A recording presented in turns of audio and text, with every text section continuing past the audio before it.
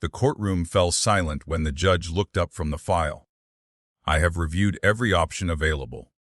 Rachel Morgan squeezed the little girl's trembling hand. Across the aisle, Jake Sullivan stood rigid, his jaw locked, refusing to look at Rachel. Neither of them expected what came next. "Since Emily's parents named both of you as legal guardians in their will, and neither of you is willing to surrender your claim, this court is issuing a temporary joint custody order." Rachel's head snapped upward. Jake frowned. The judge continued. "You will share the same residence for 6 months while the court evaluates whether joint guardianship serves Emily's best interests." Rachel almost laughed. It had to be a joke. She was a social worker who believed children needed warmth, routine, and emotional safety. Jake Sullivan was a retired Army medic who looked like he believed smiles were a waste of energy. They disagreed on almost everything. The only thing they agreed on was that neither trusted the other to raise the little girl sitting between them. Neither of them knew that 6 months later one of them would be asked to walk away forever. And by then, they would both love Emily and each other far more than either of them ever imagined. The funeral ended under a gray October sky. Rachel Morgan stood several yards away from the crowd, waiting until almost everyone had left before walking toward the fresh graves. She held a small bouquet of white lilies. Emily had picked them. They were Mommy's favorite. The little girl had whispered that morning. Rachel knelt, laid the flowers gently against the headstone, and closed her eyes. She still couldn't believe Megan and David Carter were gone. 3 weeks earlier they had been planning Emily's 8th birthday. Now they were buried side by side after a trailer crossed the center line during a rainstorm. Rachel had attended dozens of funerals through her work as a social worker. She knew grief. She knew the silence that followed it. She knew the questions children asked when their world stopped making sense. But standing here wasn't professional. It was personal. Megan had been her best friend since college. Emily wasn't just another child she wanted to protect. She was family. A small hand slipped into hers. Rachel looked down. Emily stared at the graves with red, tired eyes. "Do you think they can see us?" Rachel swallowed the lump in her throat. "I hope so." Emily nodded. "I talked to them." "What did you say?" "I told Mommy I fed Daisy before we left." Rachel smiled through wet eyes. "She'd be proud of you." Emily thought about that. "I also told Daddy I didn't cry during the songs." "You don't have to be brave all the time." Emily shrugged. "I promised him I'd try." Rachel wrapped an arm around her shoulders. Children made promises they were never supposed to have to keep. Footsteps crunched across the gravel behind them. Rachel didn't need to turn around. She already knew who it was. Jake Sullivan, tall, broad-shouldered. Dark navy suit that looked uncomfortable on him. His military posture hadn't disappeared even though he'd retired months earlier. Neither had the guarded expression that rarely left his face. Emily looked over first. Uncle Jake. For the first time that day, Jake smiled. It wasn't a big smile. Just enough to soften the hard lines around his eyes. "Hey, kiddo." Emily ran into his arms. Jake picked her up effortlessly. "You okay?" She nodded against his shoulder. "I miss them." "I know." He didn't offer speeches. He didn't tell her everything would be all right. He simply held her while she cried quietly. Rachel watched without saying anything. She couldn't deny it. Jake genuinely loved Emily.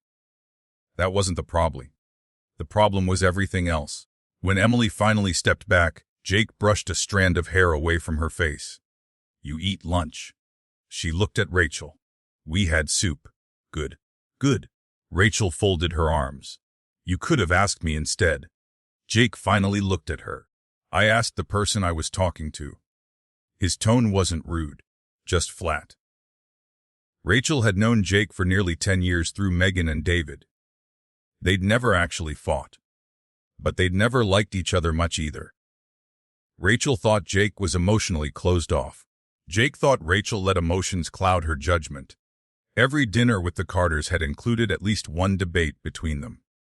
Usually about parenting. Sometimes about people. Often about life. David used to joke they argued like an old married couple. Neither of them had found that funny. Emily looked between them. "You guys are doing it again." Rachel forced a smile. "We're fine." Jake answered at exactly the same time. "We're fine." Emily sighed dramatically. "You always say that." Jake cleared his throat. "We should head to the courthouse." Rachel's stomach tightened. She had almost forgotten. Probate hearing. Guardianship. The future. Everything depended on what happened this afternoon. The courthouse felt colder than the cemetery. Rachel hated that. One place honored people who had lived. The other decided what happened after they were gone. Emily sat between Rachel and Jake outside the courtroom. She hugged a stuffed rabbit so tightly its ears bent sideways. "You nervous?" Rachel asked. Emily nodded. "Will they make me live somewhere else?" Rachel immediately answered. "No." Jake answered a second later. "Nope." Emily looked relieved. Neither adult mentioned that they had no idea if their answer was true. Across the hallway, lawyers walked back and forth carrying thick folders. Families whispered. Children played quietly. Life continued.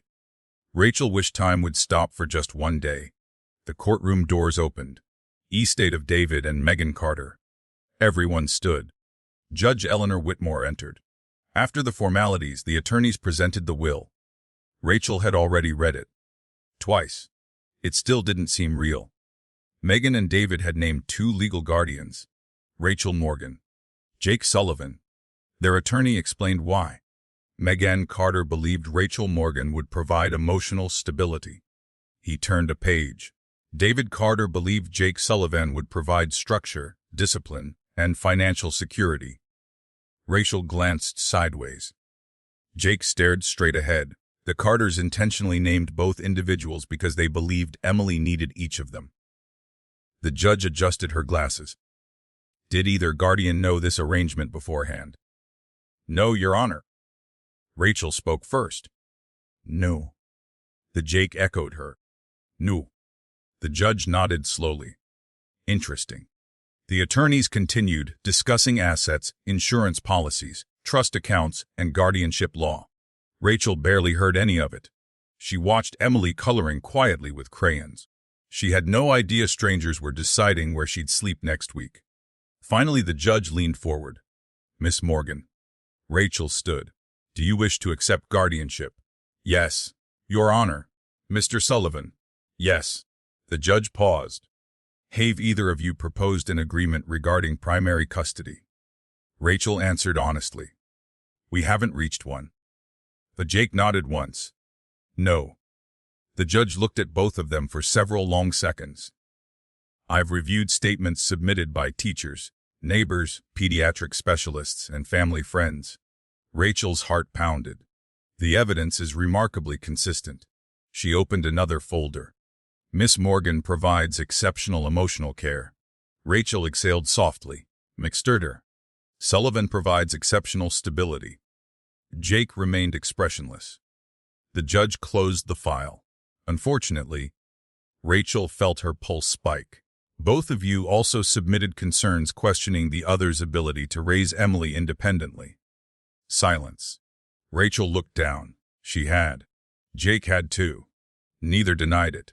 The judge continued. "This court does not believe removing either of you from Emily's life serves her interests." A hope flickered inside Rachel. Until the next sentence. "Nor does this court believe either of you alone presently offers the complete environment envisioned by her parents." Rachel frowned. Jake's jaw tightened. The judge folded her hands. "Therefore." The room became perfectly still. Effective immediately. "The court orders temporary joint guardianship." Rachel blinked. Joint guardianship. She could live with that. Then the judge continued. "You will jointly reside with Emily in the Carter family home for 6 months." Rachel's eyes widened. Jake looked up sharply for the first time all afternoon.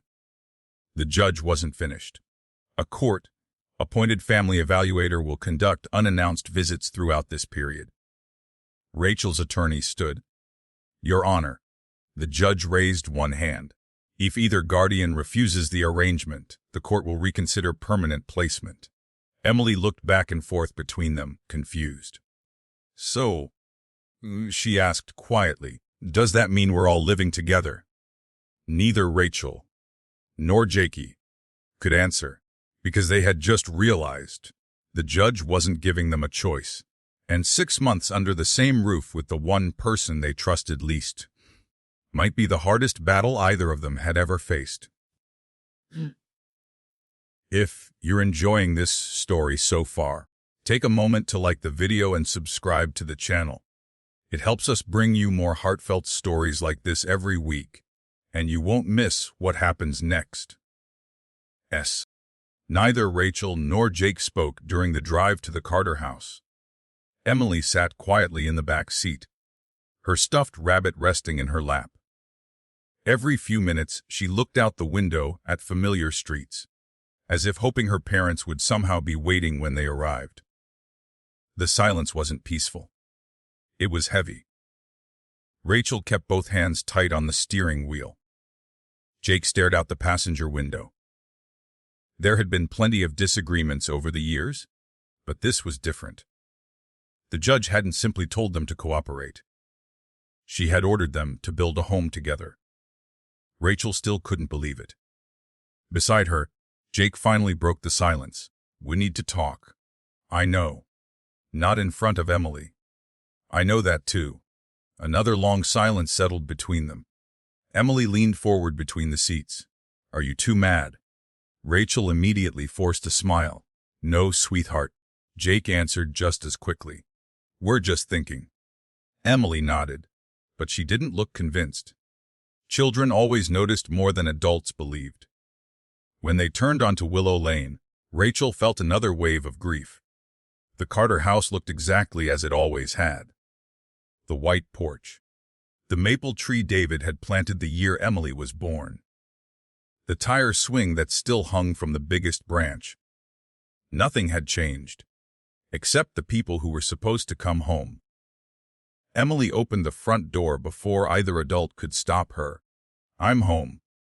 Her small voice echoed through the quiet house. No one answered. She stood perfectly still for several seconds before slowly taking off her shoes. Rachel felt her heart break all over again. Jake quietly carried the suitcases inside without saying a word. The living room looked untouched. Family photographs still covered the shelves. Vacation pictures. Christmas mornings. School plays. David grilling hamburgers in the backyard. Megan laughing with flour on her face while baking cookies. Emily ran to one of the pictures and held it against her chest. I don't want them to disappear. Rachel walked over and knelt beside her. They won't. What if I forget their voices? You won't. But I already can't remember exactly how Mommy laughed. Rachel pulled her into a hug. You'll remember when you're ready. Jake stood a few feet away. He didn't interrupt. He simply looked at the photograph of David smiling beside a fishing boat. For a brief moment, Rachel saw something she had never noticed before. Jake looked lost. Not angry, not cold, lost. He quietly picked up another framed picture. David and Jake wearing army uniforms, standing shoulder to shoulder in front of a medical tent overseas. Rachel had forgotten David had volunteered as a civilian emergency physician during one of Jake's deployments. They had saved lives together. No wonder they had become brothers in everything but blood. Jake carefully placed the photograph back exactly where it had been. He was a good man. Rachel nodded. The best. Neither of them spoke again. Some losses didn't need words. By evening, reality began settling in. Rachel unpacked Emily's bedroom exactly as it had been before the funeral. Jake carried boxes upstairs. The only available guest rooms were on opposite ends of the hallway. Rachel chose the room overlooking the backyard. Jake took the smaller room near the garage. At least they wouldn't be sharing a wall. Emily wandered from room to room carrying her rabbit. This feels strange. Rachel smiled gently. It'll take time. Jake looked around the hallway. We should keep routines as normal as possible. Rachel agreed. Absolutely. For school. Bedtime chores. Rachel interrupted. She's 8, Jake. She doesn't need a military schedule. He looked at her calmly. I didn't say military. You were thinking it? I was thinking children feel safer with structure. They also need room to breathe. They've had 3 weeks of chaos. They've had 3 weeks of grief. Neither noticed Emily quietly walking away. A few minutes later, they heard a bedroom door close. Rachel sighed. We're already doing it. Jake rubbed the bridge of his nose. Yeah. Rachel knocked gently on Emily's bedroom door. Can I come in? A tiny voice answered. Okay. Emily sat on the floor surrounded by photo albums. I don't like when you fight. Rachel sat beside her. We weren't fighting. Emily gave her a look that only children could manage. It sounded like fighting. Rachel couldn't argue. No matter what happens. She said softly, you don't have to choose between us. Emily looked down. I already had to choose flowers for Mommy and Daddy. Rachel felt tears sting her eyes. No child should ever have to say a sentence like that. That evening they gathered around the kitchen table. The same table where the Carters had hosted countless dinners. The same table where Rachel and Jake had argued about everything from homework to vegetables. Tonight only 3 plates were set. Jake unfolded a notepad. We need a plan. Rachel raised an eyebrow. You brought notes. I always bring notes. She wasn't surprised. Jake drew a line down the center of the page. Responsibilities. Rachel folded her arms. I'm listening. I'll handle transportation, home maintenance, finances, grocery shopping if needed. Rachel nodded. I'll handle school communication, homework, doctor's appointments, counseling, and activities. Jake added them to the list. So far, so good? Rachel looked hopeful. Maybe this won't be impossible. Jake continued. Bedtime should be 8 o'clock. Rachel frowned. On weekends. Yes. She's not in boot camp. She's a child. Exactly. Children need sleep. They also need childhood. Jake looked up. And consistency. Rachel leaned back. We're doing it again. He looked at the list. Apparently. Emily quietly giggled. Both adults looked at her. What? She smiled for the first time in weeks. You two argue about everything. Rachel laughed despite herself. Jake almost smiled. Almost. For a few precious seconds, the house felt alive again. Later that night, Rachel couldn't sleep. She walked downstairs for a glass of water. The kitchen light was already on. Jake sat alone at the table with an old coffee mug in his hands. Neither spoke immediately. Finally, Rachel asked, Can't sleep? No? Me neither. She poured herself some water and sat across from him. The silence felt different now. Less hostile. More tired. Jake looked around the empty kitchen. David used to stay up late. I know. Would drink terrible coffee. Rachel smiled faintly. Megan always complained about it. A small chuckle escaped Jake. She called it engine oil. Rachel laughed. For the first time in years, they shared a memory instead of an argument. Jake stared at the untouched coffee. I keep thinking. He stopped. Rachel waited. I was supposed to be in that truck with him. Rachel looked up. What? He asked if I wanted to come help pick up supplies that morning. Rachel hadn't known that. I said no. His voice remained steady, but the guilt underneath was unmistakable. I told him I'd catch up later. Rachel quietly reached across the table. Not to hold his hand. Just to place her fingertips lightly on the table between them. It wasn't your fault. Jake didn't answer. Because soldiers carried guilt differently. They didn't always say it aloud. They simply carried it. Rachel understood something she hadn't before. Jake wasn't trying to control everything because he believed he was always right. He was trying to control what remained, because he had already experienced what happened when life spun beyond anyone's control. Upstairs, a floorboard creaked. Emily stood halfway down the staircase. Neither adult had noticed her. "I had a bad dream." Rachel stood immediately. Jake stood too. Emily looked from one to the other before quietly asking, "Will one of you stay until I fall asleep?" Rachel started toward the stairs. Jake stepped aside without hesitation. "You go." Rachel nodded gratefully. As she tucked Emily back into bed, the little girl whispered, "Do you think we'll ever feel normal again?" Rachel brushed a strand of hair from her forehead. "I don't know." Emily looked disappointed. Rachel smiled gently. "But I do know this." "What?" "No matter how different Jake and I are, neither of us is going anywhere." Emily closed her eyes. For the first time since the funeral, she believed it. Downstairs, Jake quietly turned off the kitchen light. Tomorrow they would probably argue again. The day after that too. But somewhere beneath the frustration, the first fragile thread of trust had finally begun to form. Neither of them realized someone from family court would be arriving much sooner than expected. Rachel woke before sunrise. For a few seconds she forgot where she was. Then she heard footsteps upstairs, cabinet doors opening, the coffee maker humming. She glanced at the clock. 5:32 a.m. She sighed.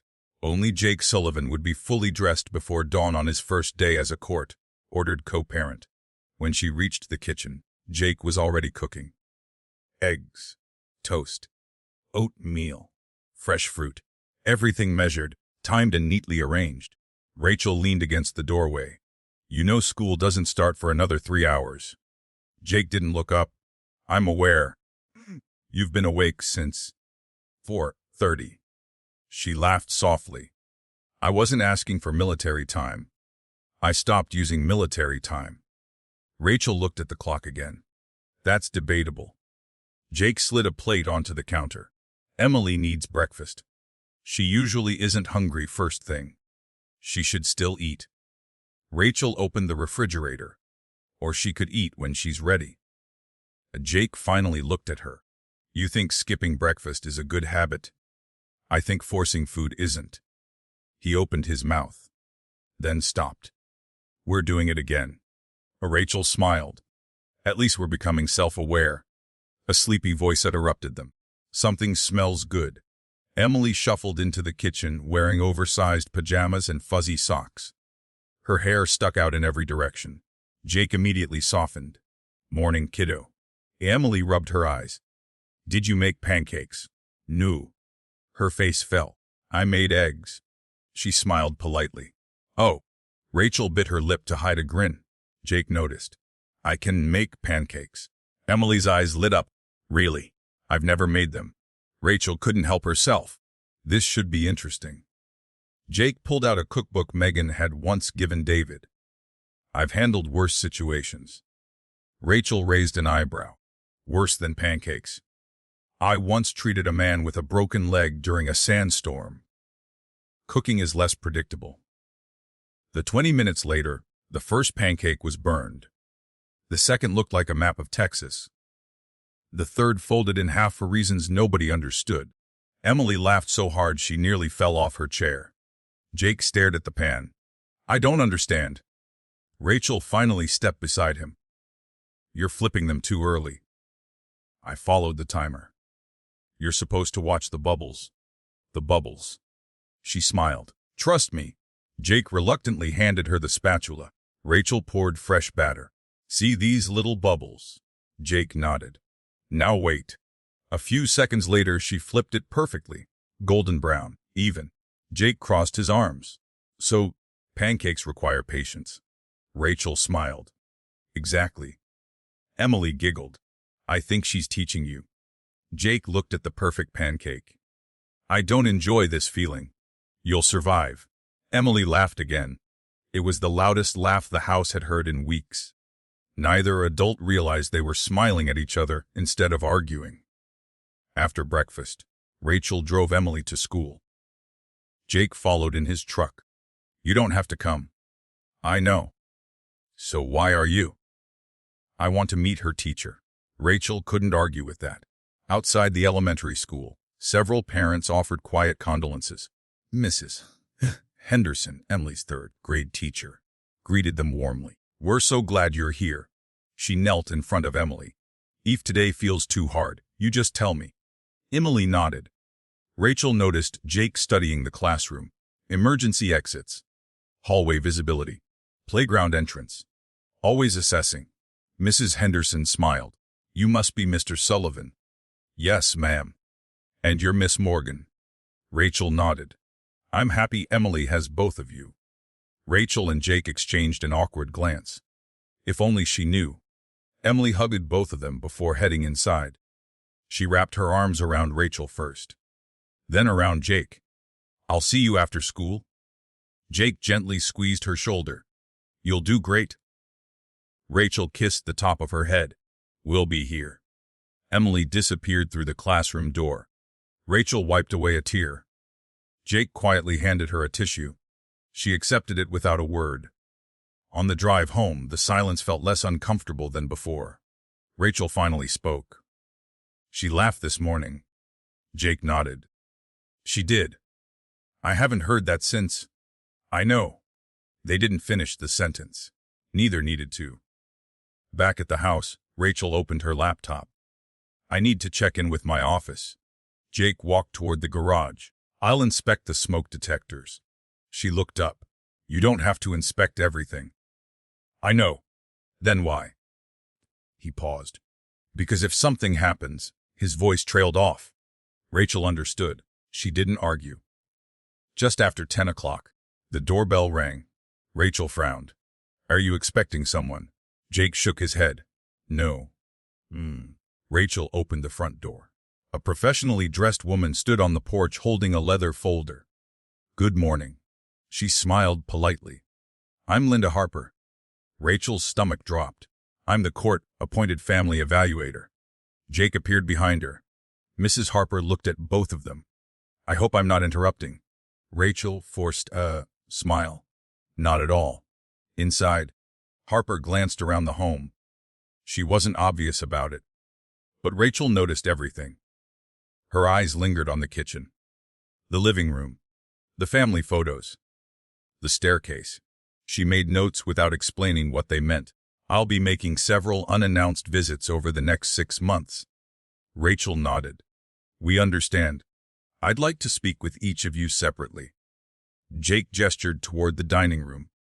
Of course. Rachel went first. Mrs. Harper smiled warmly. Tell me why you want to raise Emily. Rachel didn't hesitate. Because I loved her parents. Mrs. Harper nodded. And Emily?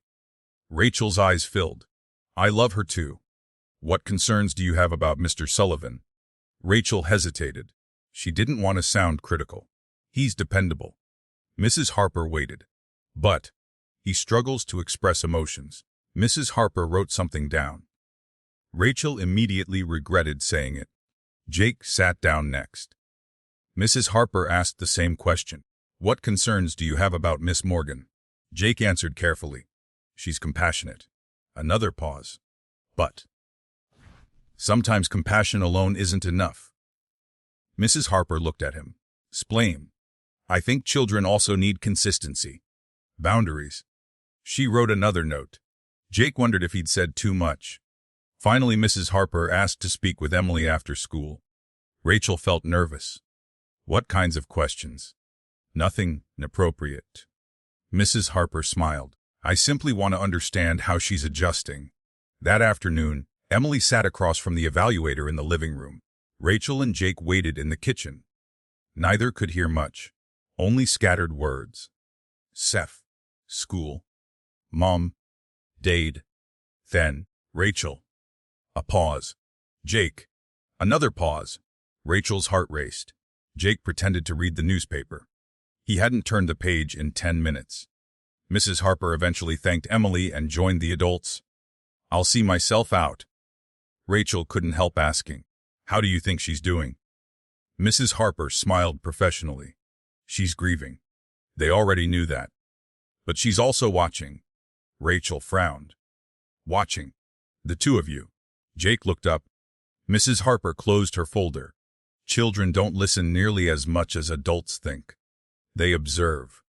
Every conversation. Every disagreement. Every act of kindness. She looked directly at both of them. The greatest gift you can give Emily right now isn't perfection. It's showing her two adults can disagree without making her feel like she's losing another family. With that, she walked out the front door. Neither Rachel nor Jake spoke for a long time. Finally, Jake broke the silence. We need to do better. Rachel nodded. We do. Upstairs, Emily was drawing at her desk. On the page were 3 stick figures. One wore a blue dress. One wore a green shirt. The smallest one stood in the middle. Above them, she'd written 5 simple words. As my family is trying. Ours. Neither Rachel nor Jake saw the drawing. Not yet. But it would soon become the reminder they both desperately needed. The rain started just before dinner. Not a heavy storm. Just a steady drizzle that tapped softly against the windows of the Carter house. Rachel stood at the stove stirring a pot of chicken noodle soup, while Jake sat at the kitchen table, helping Emily with her math homework. It wasn't a scene either of them had imagined a week ago. 8 times 7. Jake asked. Emily frowned at the worksheet. I know it. She tapped her pencil against her forehead. I just can't find it. Jake waited. He didn't give the answer. Rachel glanced over her shoulder. Maybe give her a hint. I am. Emily sighed dramatically. He's giving me the world's longest hint. Rachel laughed. Jake almost smiled. Take your time. Emily looked at the page again. 56. Jake nodded once. Correct. Emily threw both arms into the air. I knew it. Rachel shook her head. You definitely get your patience from the army. Jake looked at her. I wasn't always patient. No. No. What changed? He stared at the homework sheet for a moment. David. Rachel turned the heat down on the stove. What do you mean? He told me I treated every problem like it was an emergency. Rachel smiled. That sounds about right. He said children don't need someone who solves every problem. Jake looked toward Emily. They need someone who believes they can solve some of them themselves. Rachel thought about that. It sounds like David. Jake nodded quietly. It was. Dinner was calmer than the night before. Emily talked about school. Her class was starting a science project. Her best friend Lily had invited her to a birthday party. The school librarian had recommended a mystery book. It was ordinary conversation. Beautifully ordinary. Rachel realized she hadn't felt this relaxed since before the funeral. Halfway through dinner, Emily looked up. Can I ask something? Rachel smiled. Always. Emily hesitated. Were you two friends before Mommy and Daddy? Rachel and Jake looked at each other. Rachel answered first. Not exactly. Jake added, we tolerated each other. Emily tilted her head. What does tolerated mean? Rachel laughed. It means. She searched for the right words. We cared about the same people, even if we didn't always agree. Emily looked from one to the other. I think you're becoming friends. Jake nearly choked on his soup. Rachel laughed so hard she had to put her spoon down. I wouldn't go that far. Emily simply smiled. I would. Later that evening, Rachel decided to organize some of Megan's paperwork. There were still unopened boxes in David's home office. Insurance documents, bank records, utility bills, medical paperwork, the ordinary pieces of a life that suddenly had no owners. Jake walked in carrying another box from the garage. Need help? Rachel looked surprised. You hate paperwork. I hate disorganized paperwork. She smiled. I'll take that as a yes. For almost an hour they worked quietly. Rachel sorted files. Jake labeled folders. Neither spoke much. The silence no longer felt awkward. It simply felt comfortable. Rachel opened the bottom drawer of David's desk. Most of it was empty, until she noticed a plain white envelope taped underneath. She frowned. Jakey. He looked over. What? I think there's something here. She carefully removed the envelope. Written across the front in David's unmistakable handwriting were 6 words. For Rachel and Jake. Together, since both of them froze. Rachel looked at Jake.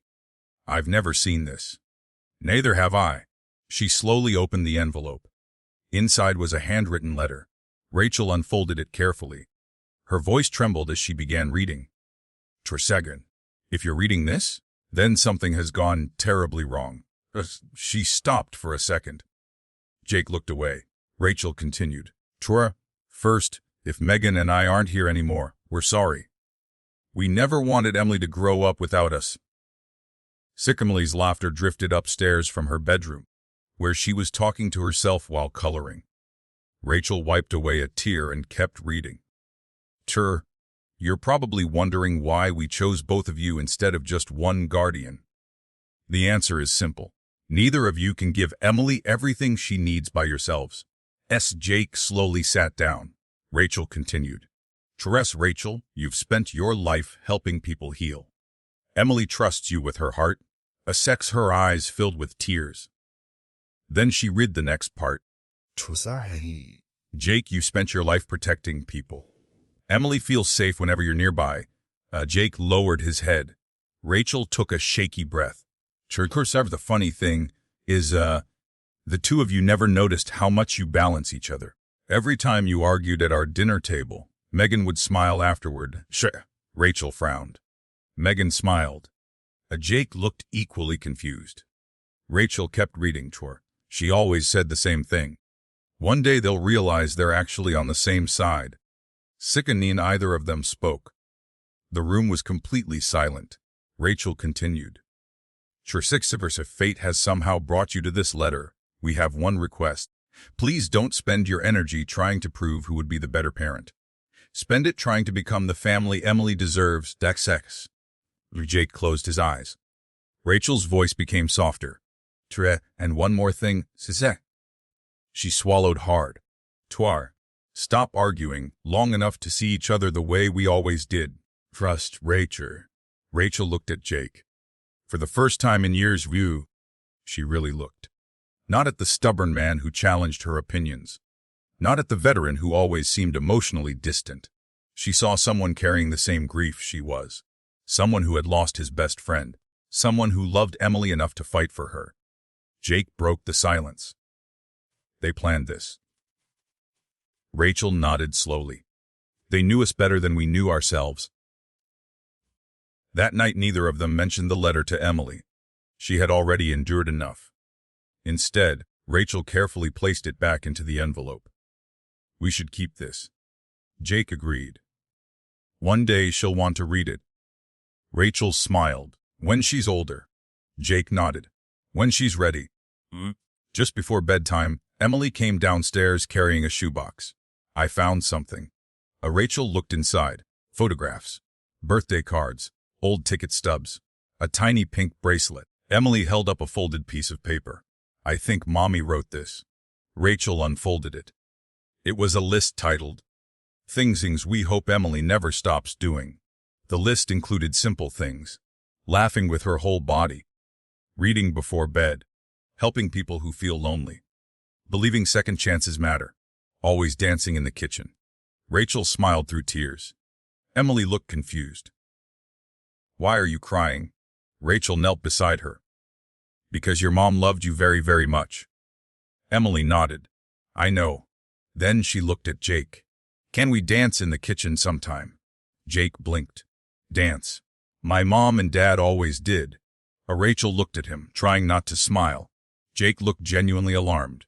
I don't dance. Emily folded her arms. You've never tried. Jake searched for an escape. There wasn't one. Rachel grinned. I think she's got you. Jake sighed in surrender. Fine. Emily beamed. Not tonight. Jake pointed a finger at her. But someday.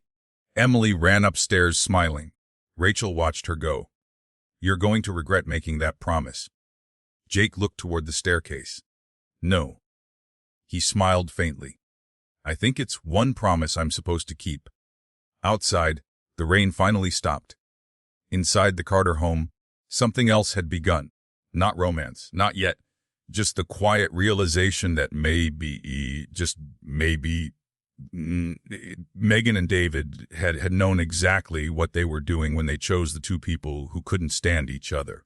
Because beneath all the disagreements, they had never stopped wanting the same thing. Emily. Saturday mornings had always belonged to the Carters. Rachel knew that because she'd spent dozens of them in this house. Megan would make cinnamon rolls from scratch.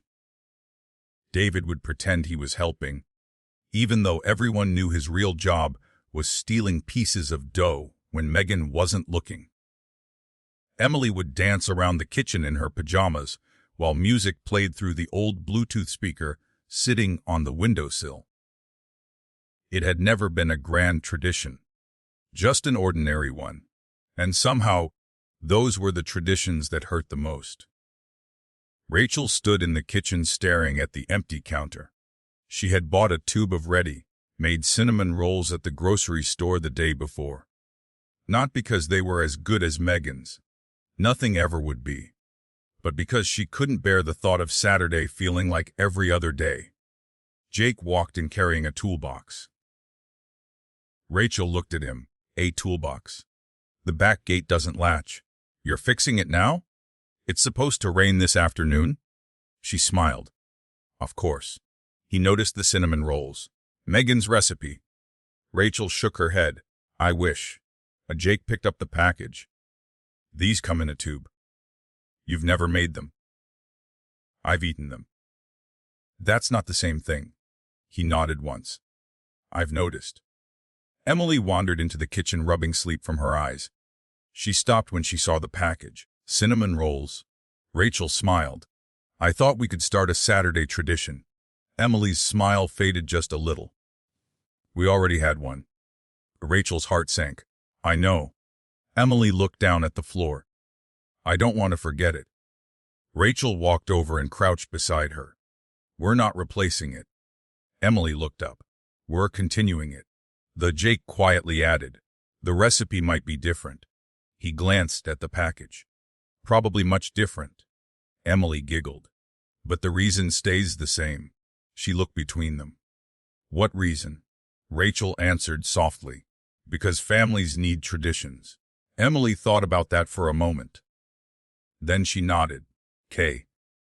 Half an hour later, the kitchen looked like a disaster. Flour somehow covered the counter.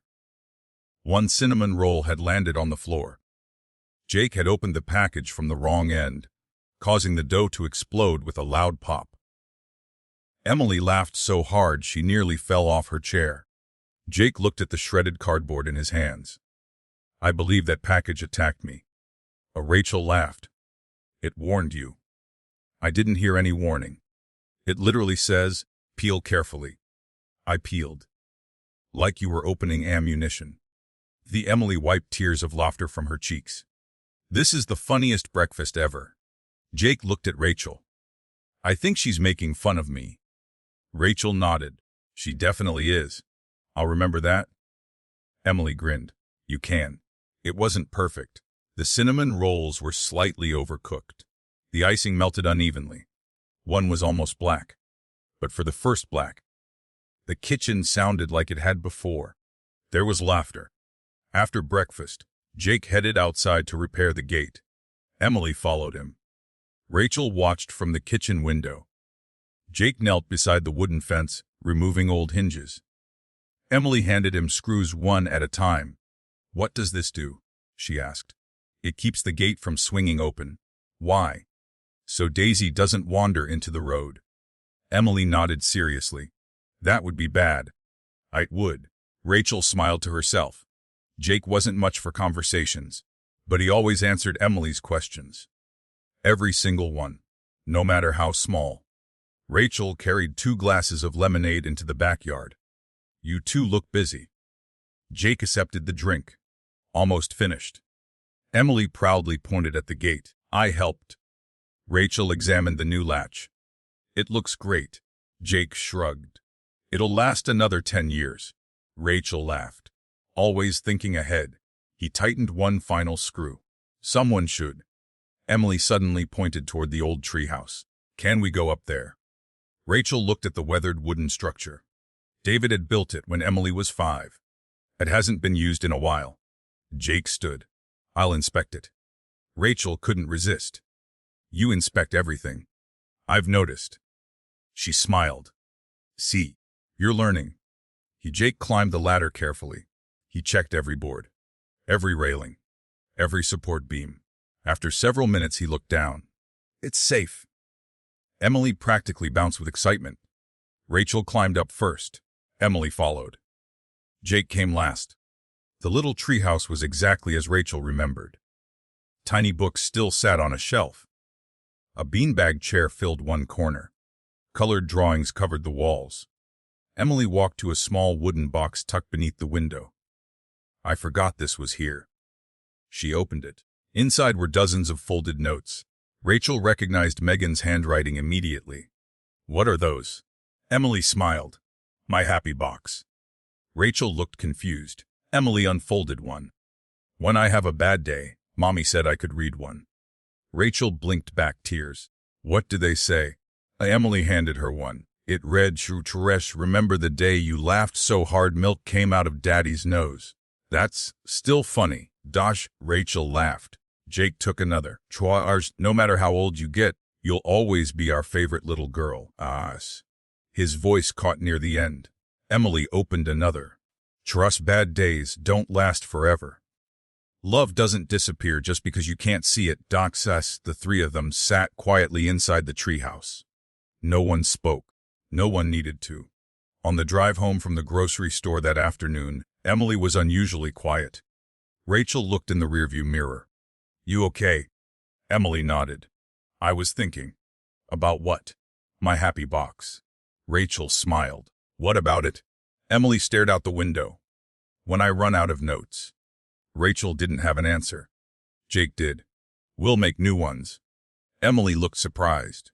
We can? Jake nodded. Your parents started the tradition.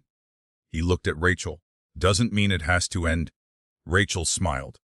I like that idea. Emily's face brightened. Can we start today? Jake glanced toward Rachel. She nodded. I think your mom and dad would love that. Back at the house, Rachel found colorful index cards in a kitchen drawer. Emily decorated them with markers. Jake's handwriting was neat and perfectly straight. Rachel's was flowing and warm.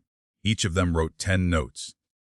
Rachel wrote, Twas, never be afraid to ask for a hug. Ducksex. Jake wrote, You're stronger than you think. Lyseris. Rachel wrote as was. The people who love you never really leave your heart. Essexa. Jake wrote, Jesus opusy. Rose. Making mistakes means you're trying. Xeris. Emily added her own. Toraz. Mommy and Daddy loved pancakes. Even the burnt ones. Thus Rachel laughed. Jake looked offended. They weren't all burnt. Emily smiled mischievously. Most of them. Jake shook his head. I've lost this argument. You did. That evening, Emily carefully placed the new notes into the wooden box. She looked at Rachel. Can I still read Mommy's first? Of course. She looked at Jake. And yours after. If you want. Emily smiled. I do. She hugged the little box against her chest.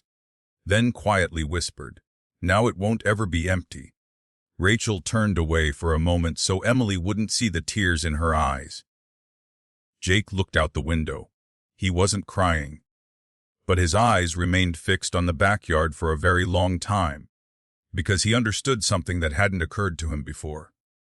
The judge hadn't simply ordered 2 adults to share custody. She had given them something much harder.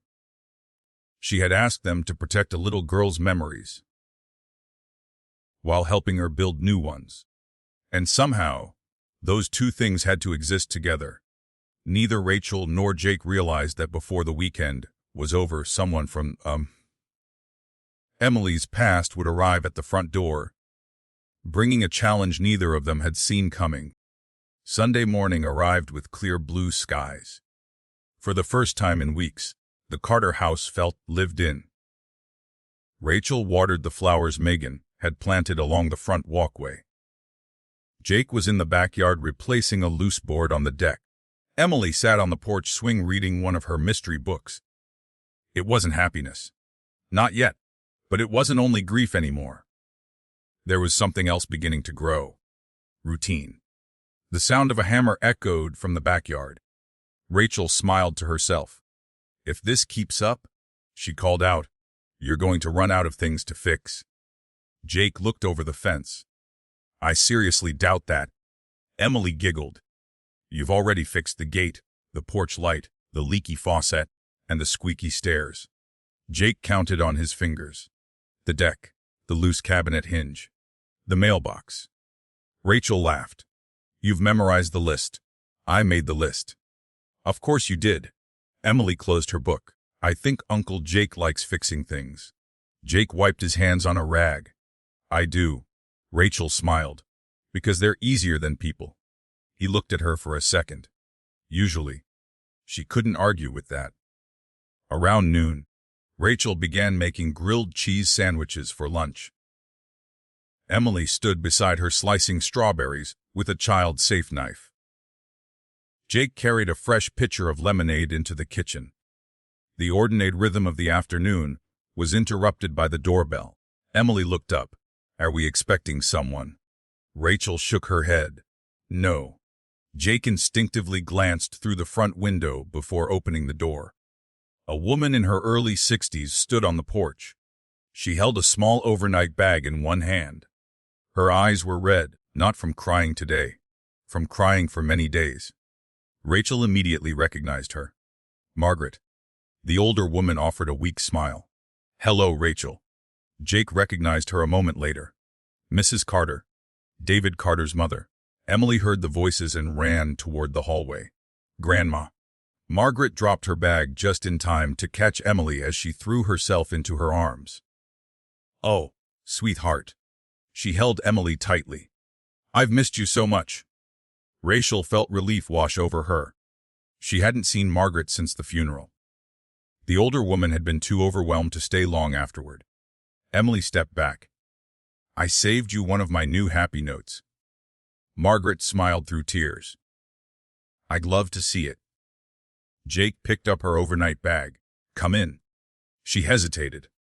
I hope I'm not imposing. Rachel shook her head immediately. Never. After lunch, Emily took Margaret upstairs to show her room. Rachel and Jake stayed in the kitchen. Jake quietly asked, How's she doing? Rachel sighed. Not well. Margaret and her husband, Thomas, had lived nearly 4 hours away. Thomas had died of a heart attack 5 years earlier. David had been their only child. Now, Margaret had lost him too. She wasn't just grieving her son. She was grieving the future she thought she'd have. Birthday parties, graduations, family holidays. Gone. A few minutes later, Margaret returned alone. She looked older than Rachel remembered. Grief had a way of adding years to a face. She wrapped both hands around a mug of tea Rachel had prepared. I owe you both an apology. Rachel frowned. For what? I haven't been here. Rachel reached across the table. You buried your son. Margaret looked down. I know. Her voice cracked. I couldn't walk through that front door. Jake nodded quietly. No one blames you. Margaret took a slow breath. I've spent the last month asking myself the same question. Rachel waited. What kind of grandmother stays away? The kind whose heart is broken. Rachel answered gently. Margaret closed her eyes. Thank you. The conversation drifted naturally toward Emily. She's smiling more. Margaret observed. Rachel smiled. A little? Jake nodded. She's sleeping better too. Margaret looked at both of them. I wasn't sure how this arrangement would work. Rachel laughed softly. We weren't either. Jake added. We're still figuring it out. Margaret smiled. David always said the two of you were more alike than either of you admitted. Rachel rolled her eyes. He wasn't the only one. Megan said the same thing. Jake looked surprised. Really? Margaret chuckled. Oh, constantly. She leaned back in her chair. They used to place bets. Rachel blinked. Bets. Margaret laughed for the first time that day. About how long it would take before one of you disagreed with the other during dinner. Rachel covered her face with one hand. Oh no. The record was 42 seconds.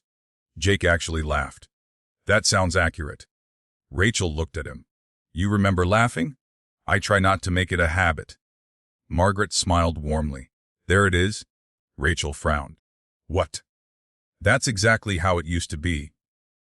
The kitchen suddenly felt strangely familiar. For just a second, it sounded like the old days. Later that afternoon, Emily asked if they could all look through old family photo albums. Boxes soon covered the living room floor. Margaret found a picture of David at 12 years old wearing oversized football pads. He insisted he was going to the NFL. Jake laughed. He couldn't catch. He couldn't. Emily giggled. Rachel found another picture, Megan in college, holding a tiny puppy, her hair blowing across her face. She never changed. Margaret smiled. No. Jake quietly picked up another photograph. It showed all 5 of them. Rachel, Jake, David, Megan, little Emily sitting on David's shoulders. Taken at a 4th of July picnic 3 summers earlier. Emily pointed excitedly. Look. She looked at Rachel. You and Uncle Jake are standing together. Rachel examined the picture. They were close enough that their shoulders touched. Neither of them remembered it. Margaret looked at the photo for a long moment. You know, she smiled softly. Megan almost framed this one. Rachel looked up. Why didn't she? Margaret chuckled. David told her it would make both of you uncomfortable. Jake shook his head. He was probably right. As evening approached, Margaret stood by the front window. I should head home. Emily immediately looked disappointed. So soon? Margaret knelt in front of her. I'll come back. Promise? I promise. Emily hugged her tightly. I love you. I love you more. Rachel walked Margaret to her car. Jake followed with her bag. Before getting in, Margaret turned toward them. I need to ask you something. Rachel nodded. Anything. Margaret looked from Rachel to Jake. Are you happy? The question caught both of them off guard. Rachel answered honestly. No. Jake nodded. No. Margaret smiled sadly. I didn't think so. Then she continued. But she looked toward the house where Emily was waving through the window. Is Emily beginning to feel safe? Rachel looked back at the house. Emily was smiling. Actually smiling. Rachel nodded. I think she is. Jake answered quietly. So do I. Margaret's eyes filled with tears. Then don't underestimate what you've already accomplished. She climbed into her car. Before closing the door, she added one final thought. Children don't need perfect parents. She smiled at both of them. They need adults who choose them every single day. The car slowly disappeared down the street. Rachel stood silently beside Jake. After several moments, she spoke. I think your coffee is getting better. Jake looked surprised. My coffee. It doesn't taste like engine oil anymore. He smiled. I've been practicing. She looked at him. I noticed.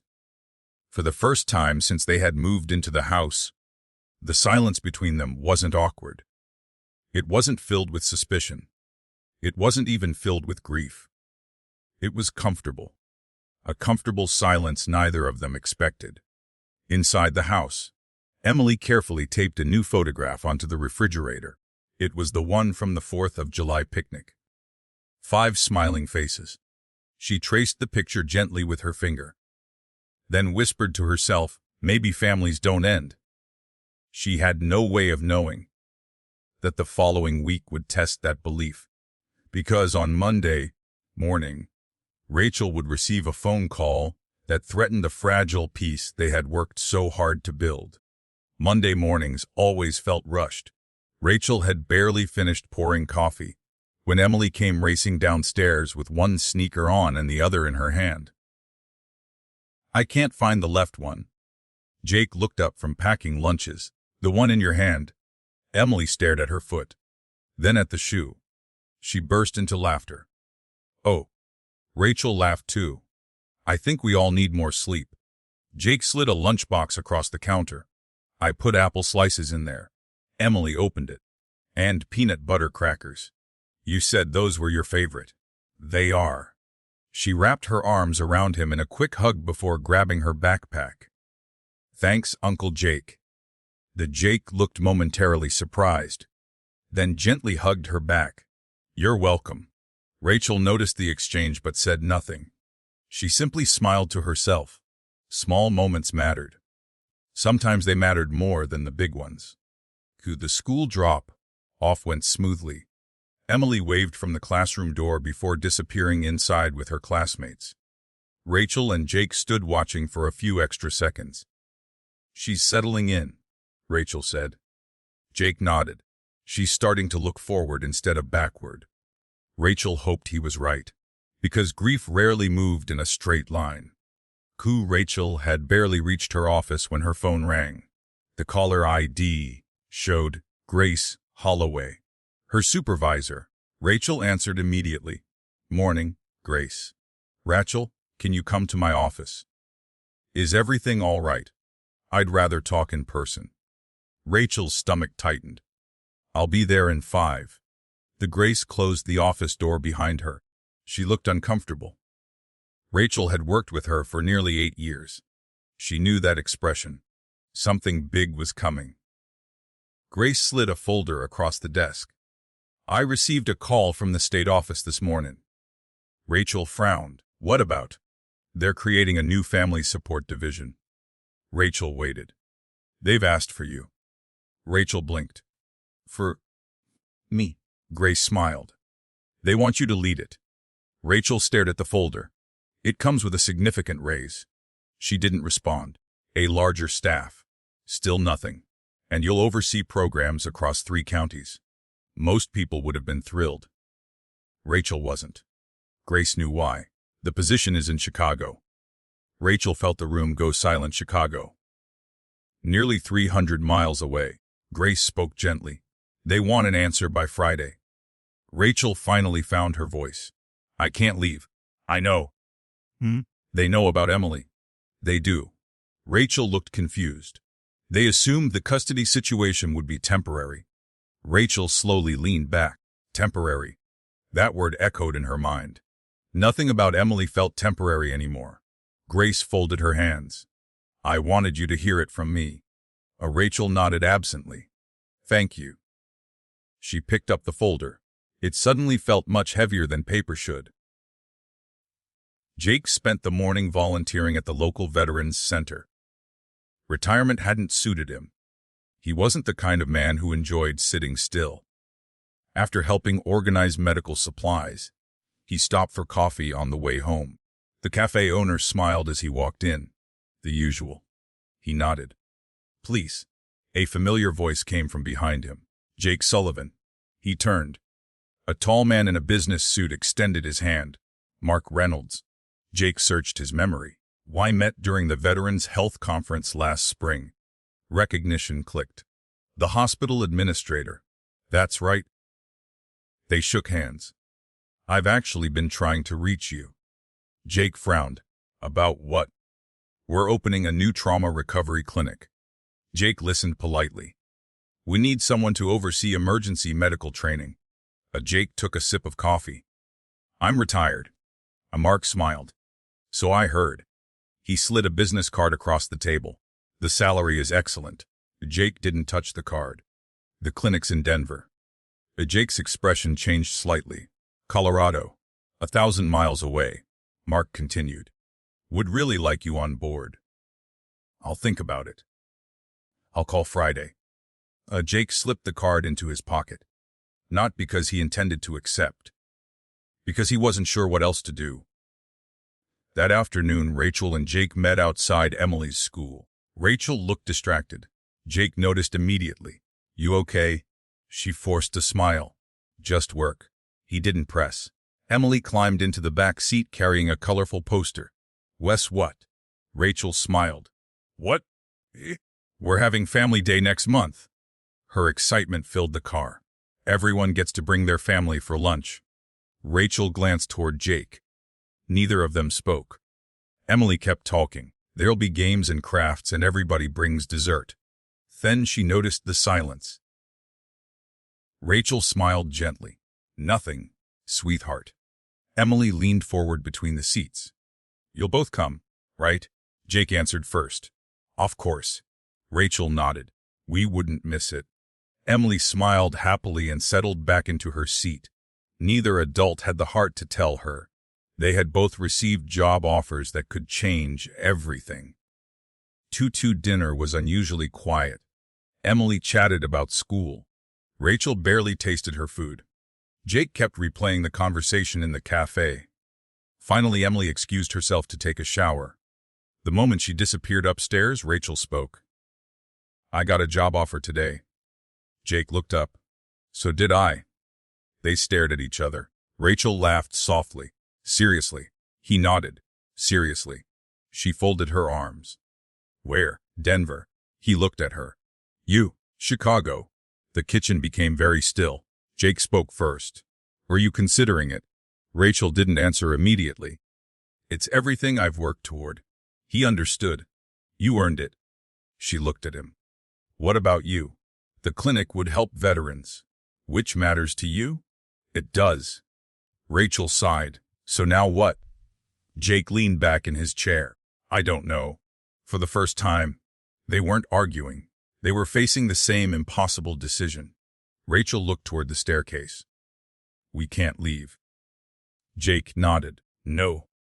But if one of us stays, the other might lose an opportunity that never comes again. Rachel rubbed her temples. It isn't fair. No.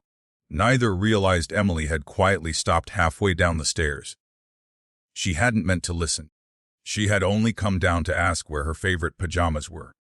Instead, she heard the last two sentences. We can't leave.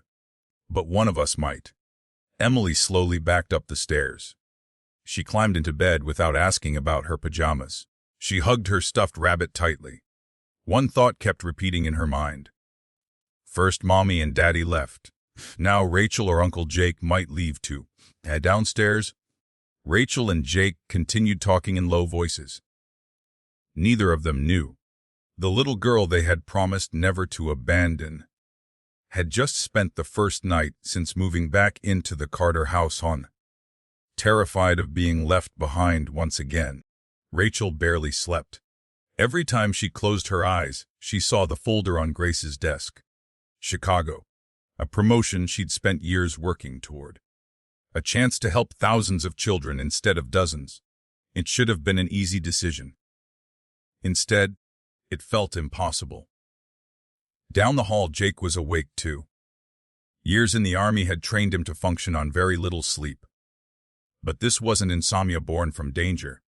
It was uncertainty. The business card from the Denver clinic sat on his nightstand. He hadn't even looked at it again. Yet somehow, it felt like it was staring back at him.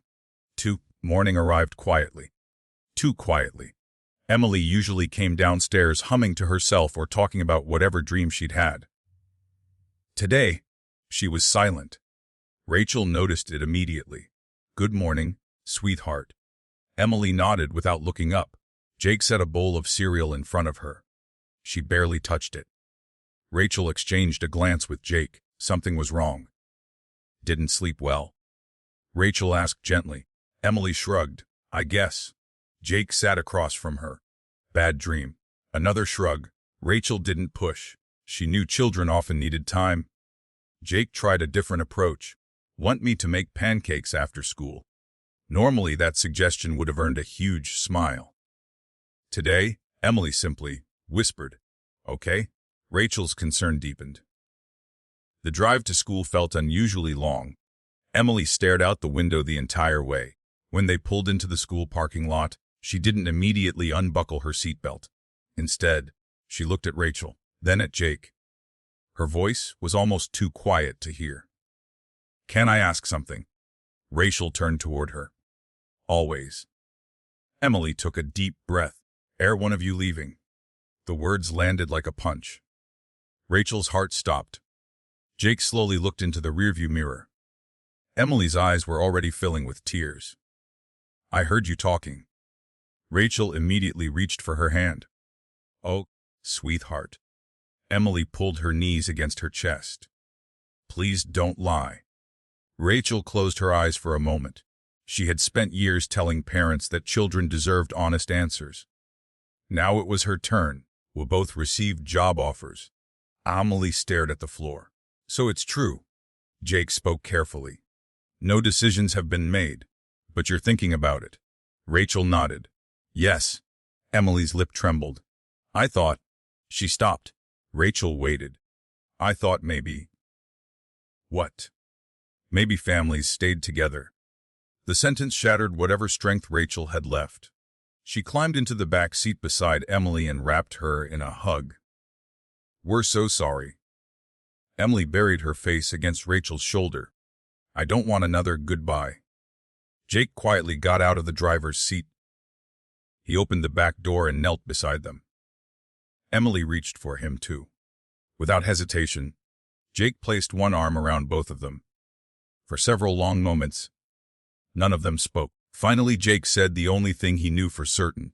No one is leaving today. Emily looked up. Promise. Rachel answered first. I promise. Jake nodded. I promise too. Emily believed them. For today, that was enough. 2. Rachel spent the entire morning unable to focus at work. Every case file reminded her why she'd chosen social work. Every child's story reminded her of Emily. Grace quietly stepped into her office. You look exhausted. Rachel smiled weakly. I am. Grace sat across from her. You don't have to decide today? I know. But I already know what the decision costs. Grace frowned. What do you mean? Rachel looked out the window. If I accept, I lose Emily. If I stay, I walk away from everything I've worked toward. Grace was silent. After a long pause, she spoke. Maybe you're looking at it the wrong way. Rachel turned back toward her. How? Grace smiled gently. You became a social worker because you believed one child could change the world. Rachel nodded. I still believe that. Grace folded her hands. Then maybe ask yourself, which child needs you most right now? Rachel didn't answer, because she already knew. 2 across town, Jake was having a conversation of his own. Mark Reynolds sat across from him in the small cafe. I wanted to follow up. Jake stirred his coffee. I appreciate the offer. Would still love to have you. Jake smiled politely. It's generous. Mark leaned forward. Can I ask what's holding you back? Jake rarely talked about personal matters. Today, he surprised himself. An 8-year-old. Mark blinked. Your daughter. Jake hesitated. Not exactly. He explained the guardianship arrangement. The court order. Emily. Mark listened quietly. When Jake finished, he smiled. I figured it'd be something important. Jake looked surprised. You don't think I'm making a mistake? Mark shook his head. I think people spend too much time chasing impressive careers. He stood to leave. The jobs will always exist. He smiled. Childhood doesn't. Jake watched him walk away. The words stayed with him long after the coffee had gone cold. 2. That afternoon, Rachel and Jake picked Emily up together. She climbed into the back seat carrying a permission slip. Family Day is in 3 weeks. Rachel smiled. I remember. Emily looked between them carefully. You're still coming? Jake answered immediately. Yes. Rachel nodded. Absolutely. Absolutely. It wasn't as bright as before, but it was there. That evening, they decided to take Daisy for a walk through the neighborhood. The golden retriever happily trotted ahead, her tail wagging so hard her entire body seemed to move with it. Neighbors waved. Several stopped to talk. Mrs. Alvarez from 3 houses down smiled warmly. It's good seeing laughter around this house again. Rachel thanked her. Mrs. Alvarez looked toward Emily. Your parents would be proud of you. Emily smiled shyly. As they continued walking, Emily reached for Rachel's hand. A few moments later, she reached for Jake's too. Neither adult expected it. She walked between them holding both hands. It felt so natural that neither of them noticed several neighbors smiling as they passed. To everyone else, they looked like an ordinary family taking an evening walk. 2 after dinner, Emily disappeared upstairs. Rachel found her an hour later sitting at her little desk. She was drawing again. "Can I see?" Emily hesitated. "Okay." Rachel looked at the picture. 3 stick figures stood in front of the Carter house. Above them was a bright yellow sun. Across the top of the page, Emily had written, "Peas gnarlies don't go anywhere." Rachel felt tears sting her eyes. Emily looked down. "I know grown-ups have jobs." Rachel knelt beside her. But kids need people too." Rachel gently brushed a strand of hair behind Emily's ear. "You're right." Emily looked at her. "Can I ask one more question?" "Anything. If Mommy and Daddy were here, what do you think they'd tell you?" Rachel couldn't answer immediately. She thought about Megan, about David, about the letter hidden safely in the desk drawer. Finally, she smiled. "I think they'd remind us that some things are more important than plans." Emily nodded thoughtfully. "I think so too." Downstairs, Jake stood quietly in the hallway. He hadn't meant to overhear the conversation, but he had. He looked toward the desk drawer where David's letter was kept, then toward the business card still resting in his wallet. For the first time, the choice before him didn't feel complicated. It felt obvious. What he didn't know was that Rachel had reached the very same conclusion. Neither of them had said a word. But by the end of the week, both of them would make a decision that would change all 3 of their lives forever. Wednesday arrived with crisp autumn air and a sky so blue it almost felt unfair. Life had a strange way of looking perfectly normal on the outside, while everything inside was changing. Rachel stood on the front porch, watching Emily climb onto the school bus. Emily turned before stepping inside. "I love you." Rachel smiled. "I love you too." Emily looked toward the driveway. Jake was locking the front gate. "I love you too, Uncle Jake." Jake looked up. A smile appeared before he could stop it. "Love you too, kiddo." The bus pulled away. Neither adult moved until it disappeared around the corner. Finally, Rachel spoke. "She says it more now." Jake nodded. "She's starting to believe we'll answer." R's words lingered between them. Because not long ago, Emily hadn't been sure anyone would. Rachel drove to work with the promotion folder sitting on the passenger seat. She hadn't opened it since Monday. Every red light tempted her to pick it up. Every green light gave her another excuse not to. When she reached her office, she walked straight past her desk and into Grace Holloway's office. Grace looked up from her computer. "I was wondering when you'd come." Rachel placed the folder on the desk. "I've made my decision." Grace studied her face. "You look peaceful." "I do." "You do." Rachel nodded slowly. "I didn't expect that." Grace rested her hands on the folder but didn't open it. "You don't have to explain." "I want to." Grace smiled. Rachel took a deep breath. "When I started this job, I believed changing one child's future was enough." "You still do." "I do." She glanced out the office window. "I just forgot that sometimes that child has a name." Grace's eyes softened. "Emily." Rachel nodded. "I can't leave her." Grace remained quiet for several seconds. Then she stood and walked around the desk. She hugged Rachel tightly. "I'm proud of you." Rachel laughed through tears. "I thought you'd be disappointed." Grace shook her head.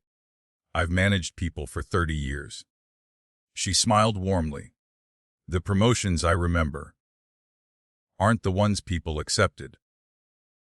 They're the ones they turned down for the right reasons." Rachel finally felt the weight lift from her shoulders. Grace handed the folder back. "Keep it." Rachel frowned. "Why?" "So years from now, you'll remember that success isn't always measured by the job you take." True. Across town, Jake parked outside the Veterans Center. He sat inside his truck for nearly 10 minutes. Mark Reynolds' business card rested on the dashboard. Finally, he picked up his phone. Mark answered on the second ring. "Jake?" "I was hoping to hear from you." Jake looked through the windshield. I'm calling about the offer. I hope that's good news. Jake smiled faintly. I'm afraid not. A brief silence followed.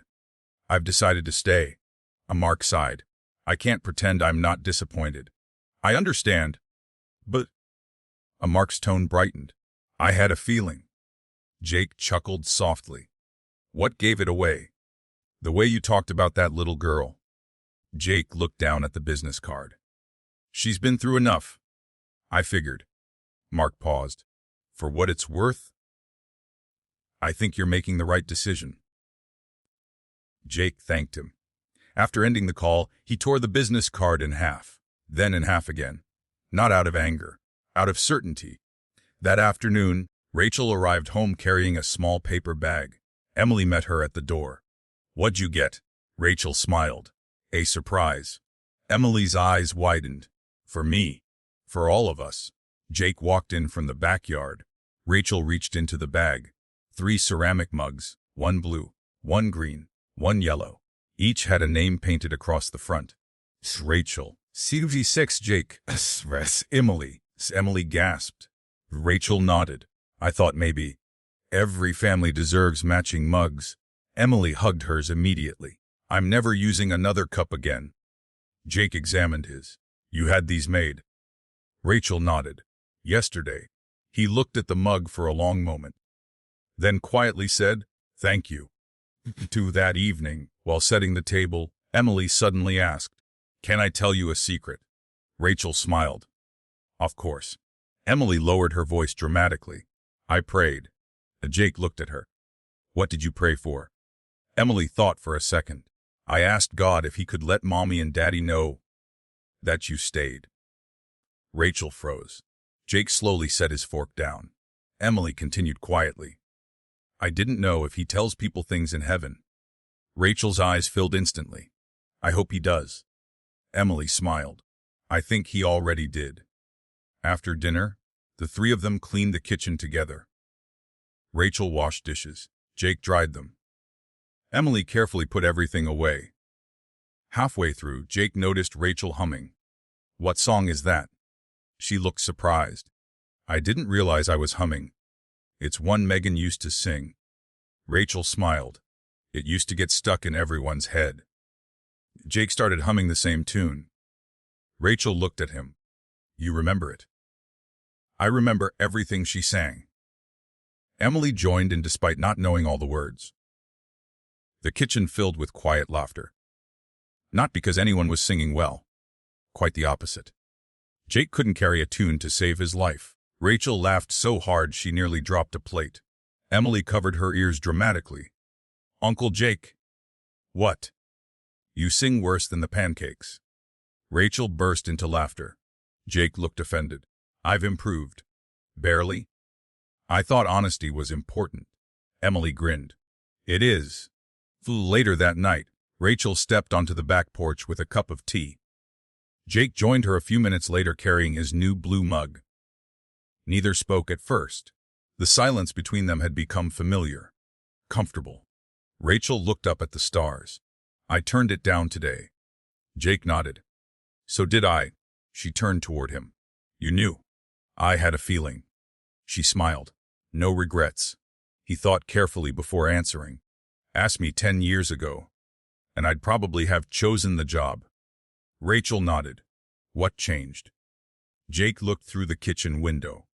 Emily had fallen asleep on the couch with Daisy curled beside her. He smiled. I finally understood something David used to tell me. What was that? He said. Jakey's voice grew quieter. The people waiting for you at home are the real measure of whether you've built a good life. Rachel looked through the same window. For the first time, she realized she wasn't just looking at Emily anymore. She was looking at Jake too. Not with romance. Not yet. But with admiration, respect, trust. She smiled. I think he'd be proud of us. Nodded. I hope so. Inside the house, Emily stirred in her sleep, still holding her yellow mug against her chest. She smiled without waking, because somewhere deep inside, the fear of being left behind was finally beginning to fade. Neither Rachel nor Jake knew that the next challenge wouldn't come from jobs, or the court, or even from grief. It would come from someone who believed Emily belonged with them and was prepared to fight for her in court. Friday afternoon began with hope. Rachel had just finished her last appointment for the week. Jake had picked Emily up from school early because her class had earned an extra half day after completing a reading challenge. They planned to stop for ice cream. Emily had talked about it all morning. "I want chocolate." Rachel smiled. "You always want chocolate, because it's the best." Jake glanced in the rearview mirror. "They have vanilla." Emily looked horrified. "Nobody gets excited about vanilla." Rachel laughed. "She's got a point." Jake pretended to think about it. "I've been eating vanilla for 40 years. Emily folded her arms. "Then you've been making bad choices for 40 years.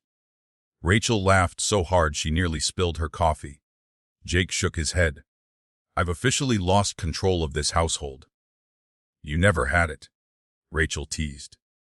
Emily giggled. The sound filled the truck. It was becoming familiar again. That alone felt like a miracle.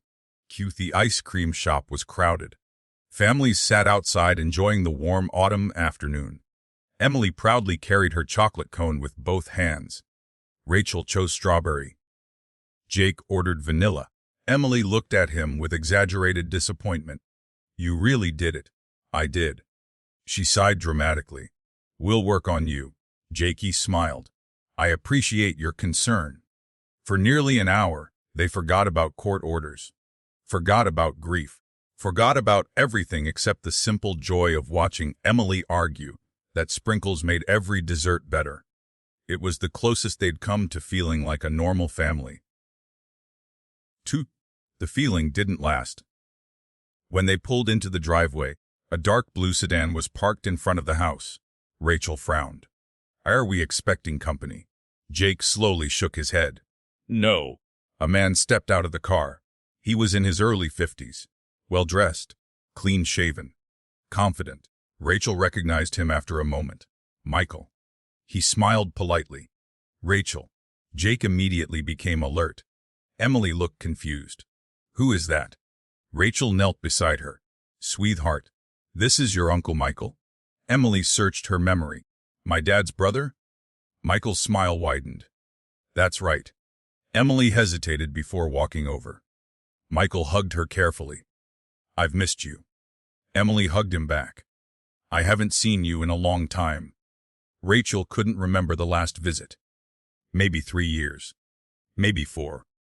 Michael lived in Seattle. David had mentioned they weren't especially close. Not because they disliked each other.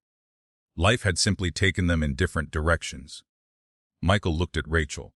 "I hope it's all right that I came by." Of course. Jake carried the shopping bags inside. His instincts told him this wasn't a casual visit. They gathered in the living room. Emily sat on the floor coloring while the adults talked. Michael looked around the house. "It still feels like David." Rachel smiled sadly. "It does." He picked up a framed photograph of the two brothers fishing together. "We fought all the time." Rachel laughed softly. "So did David and Jake." And Jake nodded once. "We usually made up faster." Michael smiled. David always had that gift. Silence settled over the room. Finally, Michael cleared his throat. "I didn't come only to visit." Rachel felt her stomach tighten. "I thought maybe not." Michael reached into his briefcase. He placed a thin folder on the coffee table. "I've spent the last month speaking with attorneys." Jake's expression hardened. Rachel looked at the folder but didn't touch it. Michael continued. "I know about the court's temporary guardianship." Neither Rachel nor Jake spoke. "I also know the 6-month review is approaching." Emily looked up briefly before returning to her coloring. Michael lowered his voice. "I've decided I'd like to petition for custody." The room fell silent. Rachel stared at him. Jake didn't move. Emily looked back and forth between the adults. "What does custody mean?" Rachel forced a smile. "It just means grown-ups are talking." Emily accepted the answer. Michael waited until she returned to coloring. Then he continued, I'm her only living uncle. Rachel finally spoke. Why now? Michael looked genuinely hurt. Because I needed time. Rachel understood grief. She really did. But the timing still felt like a punch to the chest. You've barely seen her. I know. You haven't called. I know. You missed her birthday last year. I know. Every answer carried regret. Jake spoke for the first time. What changed? Michael looked toward Emily. I realized I was about to lose the only family I have left. Rachel made tea. No one drank it. Michael folded his hands. I don't want to fight. Jake looked directly at him. Then why hire lawyers? Michael didn't flinch. Because the court already has one arrangement in place. Rachel sighed. You think Emily should live with you? I think she deserves to know her father's family. Rachel nodded slowly. I agree. Michael looked surprised. She continued. But knowing her family isn't the same as uprooting her life. Michael leaned forward. She's already been uprooted. Rachel couldn't argue with that. Jake quietly added, and she's finally beginning to feel stable. Michael looked at both of them. I'm not saying you're bad people. I know. I'm saying she's my niece. Rachel saw the pain in his eyes. This wasn't about money or pride. This was grief, just like theirs. That evening, after Michael left for his hotel, the house felt unusually quiet. Emily climbed onto the couch beside Rachel. Is Uncle Michael sad? Rachel nodded. He misses your dad. Emily thought about that. I miss him too. Jake sat in the armchair across from them. So do we. Emily looked at both of them. Can people miss the same person together? Rachel smiled. They can.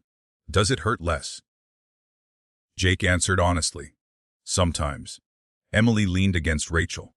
Maybe Uncle Michael can miss Daddy with us. Rachel looked across the room at Jake. Neither of them had expected that answer. Children had a way of seeing possibilities adults overlooked. Later that night, Rachel found Jake standing on the back porch. You think he'll file? Jake nodded. Yes. So do I. She wrapped her sweater tighter around herself. I don't think he's trying to hurt us. Nubo. He loves Emily. Jake looked out into the darkness. So do we. Rachel sighed. I hate that this has become a competition. Jake shook his head. It doesn't have to be. She looked at him. What do you mean? If Michael's a good man, Emily shouldn't lose him just because we're afraid. Rachel considered his words. You'd be willing to share. Jake smiled faintly. Haven't we been learning that families aren't either or? Rachel laughed softly. I can't believe those words came from you. I know. She looked toward the kitchen window. Emily had fallen asleep on the couch with Daisy curled at her feet. Rachel smiled. She's teaching us. Jake nodded. Every day. Neither of them realized. Michael wasn't the only one preparing for the custody review. The court-appointed evaluator, Linda Harper, had just completed her first report. And buried near the end was one sentence that could change everything. The child has formed a secure emotional attachment to both guardians. Separating her from either may cause significant emotional harm. And neither Rachel nor Jake had seen the report. Not yet. But someone else had. And that person intended to use it in court. Monday morning began with a letter. Rachel found it tucked inside the mailbox, beneath a stack of grocery store flyers. The return address belonged to the family court. Her stomach tightened before she even opened it. Jake noticed her expression as she walked back into the kitchen. What is it? Rachel handed him the envelope. He read the first page quietly. The review hearing has been moved up. Rachel frowned. It was supposed to be next month. Now it's in 2 weeks. Emily looked up from her cereal. What's a review hearing? Rachel forced herself to smile. It's just a meeting where the judge checks to see how everyone's doing. Emily nodded. Like a report card. Jake smiled faintly. Something like that. Emily looked relieved. I get good report cards. Rachel wished it were that simple. After Emily left for school, Rachel called their attorney. We weren't expecting this. The attorney sighed. Neither was I. Why move it? The court received new filings. Rachel immediately thought of Michael. Filed for custody. Yes. Rachel closed her eyes. I figured. The good news, the attorney continued, is that the evaluator's preliminary observations are very encouraging. Rachel looked toward Jake. What do you mean? She believes Emily has bonded with both of you. Rachel felt a flicker of hope. But the attorney hesitated. Nothing is guaranteed. Jake spent the afternoon repairing a wheelchair ramp for one of the older veterans in town. Normally, physical work cleared his mind. Today it didn't. Every swing of the hammer brought the same question. What if the judge decides one of us has to leave? For the first time in years, he found himself unable to solve a problem with planning or discipline. Some battles couldn't be won by working harder. That evening, the three of them ate dinner on the back porch. The weather was cool enough for sweaters. Leaves drifted lazily across the yard. Emily looked unusually thoughtful. Rachel noticed. What's on your mind? Emily poked at her mashed potatoes. Can I ask another question? Rachel smiled. You never have to ask permission. Emily looked at Jake. Why do grown-ups always decide everything? Jake thought for a moment. I guess because we're supposed to? Emily frowned. But what if you're deciding about me? Rachel and Jake exchanged a glance. Neither had an answer. Emily continued. I mean, don't I get to tell the judge something? Rachel reached across the table and gently squeezed her hand. You probably will. Emily looked surprised. Really? Our attorney said the judge may ask how you're feeling. Emily's shoulders relaxed. Good. Jake leaned forward. What would you tell her? Emily didn't answer immediately. She looked toward the old maple tree where David had hung the tire swing years ago. Finally she spoke. I'd tell her. I'm tired. Rachel's heart sank. Tired of what, sweetheart? Emily's eyes filled with tears. Tired of people talking about where I should live. She looked at Rachel. I already lived here. Then at Jake. And you already came over all the time. She looked down at her plate. It was only after Mommy and Daddy died that everyone started acting like I belonged somewhere else. Neither adult spoke. Because she was right. After dinner, Emily disappeared upstairs to finish a school project. Rachel quietly cleared the dishes. Jake dried them. The silence lasted several minutes. Finally Rachel whispered, We've been so focused on the court, we forgot to ask what she wanted. Jake nodded. We assumed we knew. Rachel sighed. Did we? Jake placed another plate into the cabinet. I think we were afraid of the answer. Rachel looked at him. What if she chose you? Jake met her eyes. I'd still make sure you stayed in her life. She smiled sadly. I'd do the same. It was the first time either of them had admitted it aloud. This was no longer about winning. It was about protecting Emily. 2. The following afternoon, Linda Harper arrived for another unannounced visit. Emily greeted her at the door. Hi, Miss Linda. Linda smiled warmly. Hello? Emily. I got an A on my spelling test. I heard you're becoming quite the reader. Emily grinned proudly. Rachel noticed something different. Emily no longer looked nervous around the evaluator. She looked comfortable. Safe. Linda spent the next hour simply observing. Rachel helped Emily with homework. Jake repaired a loose drawer while explaining fractions, using measuring cups for cookie ingredients. Emily laughed when Jake accidentally measured flour into the sugar container. Rachel teased him. So much for precision. Jake looked at the labels. I blame poor container design. Linda quietly wrote something in her notebook. Later, while Emily played with Daisy in the backyard, Linda spoke privately with Rachel and Jake. I've noticed an important change. Rachel waited. What kind of change? Linda smiled.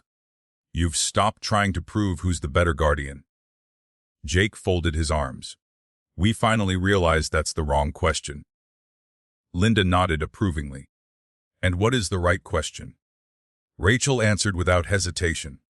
What helps Emily heal? Linda closed her notebook. That's exactly what I hoped you'd say. That night, after Heffley had gone to bed, Rachel walked into the living room carrying David and Megan's letter. I've been thinking about this.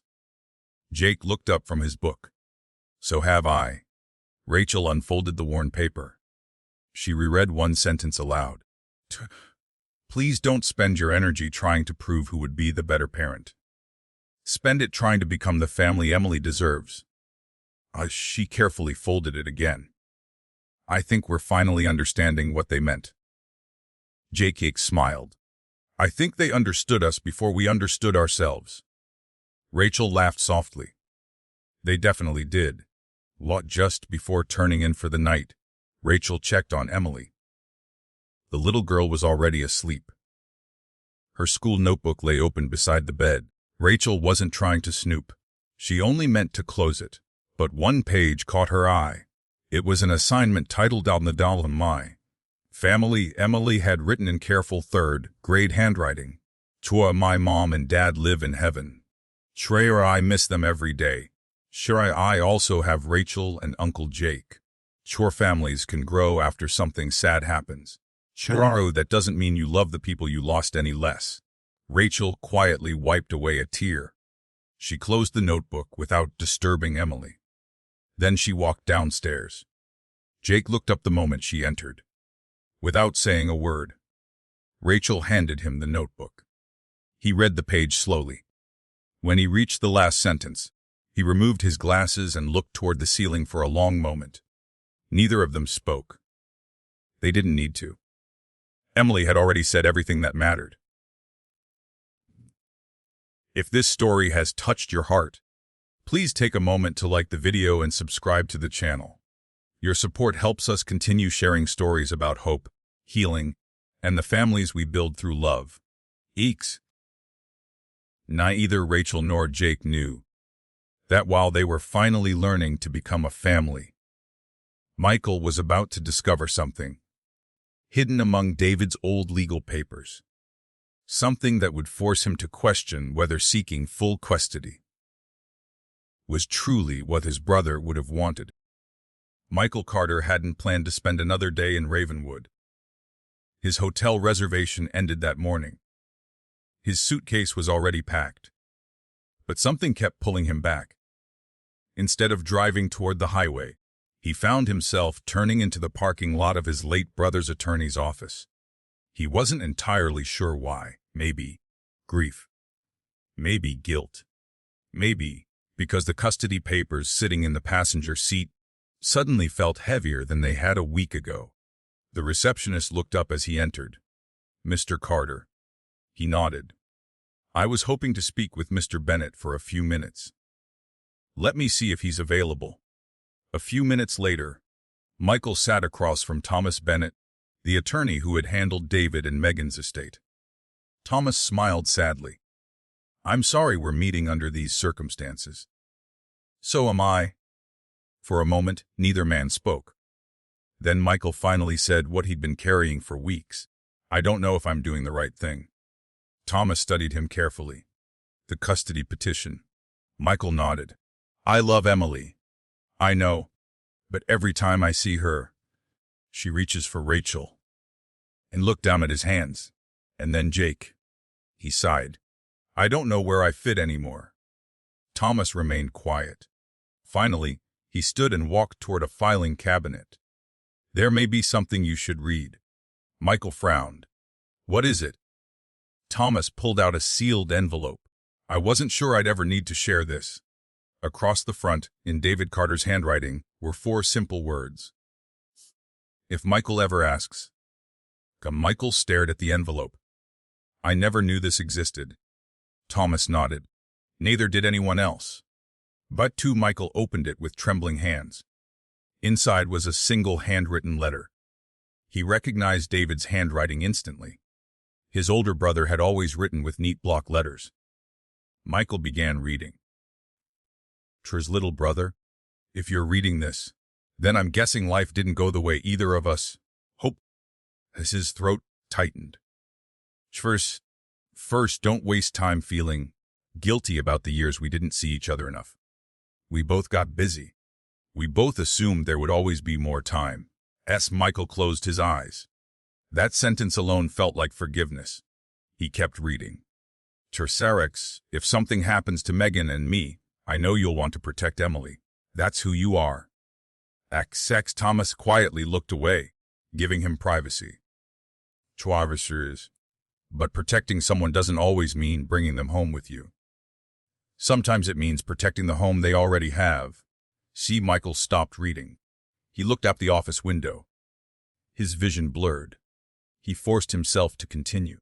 Rachel loves Emily like family. Jake would give his life for her without hesitation. I trust both of them completely. Day 6, Michael swallowed hard. If Emily already feels safe with them. Don't take that away because you think blood alone makes someone the better choice. A tear landed on the page. Michael quickly wiped it away. The final paragraph was shorter. Don't disappear from her life. Be her uncle. Tell her stories about me. Take her fishing when she's older. Show up for birthdays. Love her every chance you get. She'll always need her family. Just remember, family is bigger than biology." Michael folded the letter carefully. For several long moments, he couldn't speak. Thomas finally asked, "What are you thinking?" Michael smiled through tears. "I think my brother just saved me from making the biggest mistake of my life." At 2 at the Carter house, life continued as normal. Rachel worked from the dining room table. Jake was helping Emily build a birdhouse for a school project. "This piece goes here," Jake explained. Emily frowned. "It doesn't fit." Jake looked more closely. "No." He smiled. "I cut it backwards." Emily burst into laughter. "You made a mistake!" Rachel looked over from her laptop. "Quick, somebody write down the date." Jake shook his head. "I've created a monster." Emily grinned. "I learned from Rachel." Rachel smiled proudly. "That's my girl." Jake looked at both of them. "I'm outnumbered." "You absolutely are," Rachel replied. For the first time, the words sounded playful instead of defensive. 2. The doorbell rang just after lunch. Rachel opened the door. Michael stood there holding the same leather folder he'd brought a few days earlier. Only this time, his expression was different. Calmer. Rachel stepped aside. "Come in." Jake joined them in the living room. Emily ran down the stairs. "Uncle Michael?" He smiled warmly. "Hey, Peanut. I want to show you my birdhouse." "I'd love that." She grabbed his hand and led him to the kitchen. For nearly 20 minutes, Michael admired every crooked nail and uneven board as though it belonged in a museum. "It looks amazing." Emily beamed. "I helped." "I can tell." Jake smiled. "So can I." When Emily stepped outside with Daisy, Michael turned toward Rachel and Jake. He took a deep breath. "I owe both of you an apology." Rachel looked surprised. "For what?" Michael placed the custody folder on the coffee table. "I let my grief convince me that taking Emily away was the same thing as loving her." Neither Rachel nor Jake interrupted. Michael opened the folder. Inside were the legal papers he'd filed. He slowly removed them. Then, right in front of them, he tore them neatly in half. Rachel stared in disbelief. Jake blinked. Michael smiled sadly. "I'm withdrawing the petition." Rachel let out a breath she didn't realize she'd been holding. Jake looked at him. "Are you sure?" Michael nodded. "I wasn't." He reached into his jacket pocket and removed David's letter. But David was. Rachel immediately recognized the handwriting. "You found another letter." Michael handed it to them. Rachel read it silently. Halfway through, she began crying. Jake read over her shoulder. When they reached the final sentence, the room remained completely silent. Finally, Rachel whispered, "He trusted all of us." Michael nodded. Exactly. That evening, the four adults sat on the back porch while Emily chased Daisy across the yard. Michael smiled as he watched her laugh. I've been thinking. Rachel looked at him. What about? I live too far away. Jake nodded. Saddle's a long trip. Michael smiled. I'm talking to my company about transferring. Rachel blinked. To Ravenwood. He nodded. I don't want to raise Emily. He looked toward the backyard. I want to be her uncle? Rachel smiled warmly. I think she'd like that. Jake extended his hand. Michael looked at it for a moment, then shook it firmly. No more court battles. Jake nodded. No more. For the first time since David and Megan's funeral, everyone wanted the same thing. Not custody. Not control. Family. That night, Emily climbed into bed carrying her happy box. She added another note.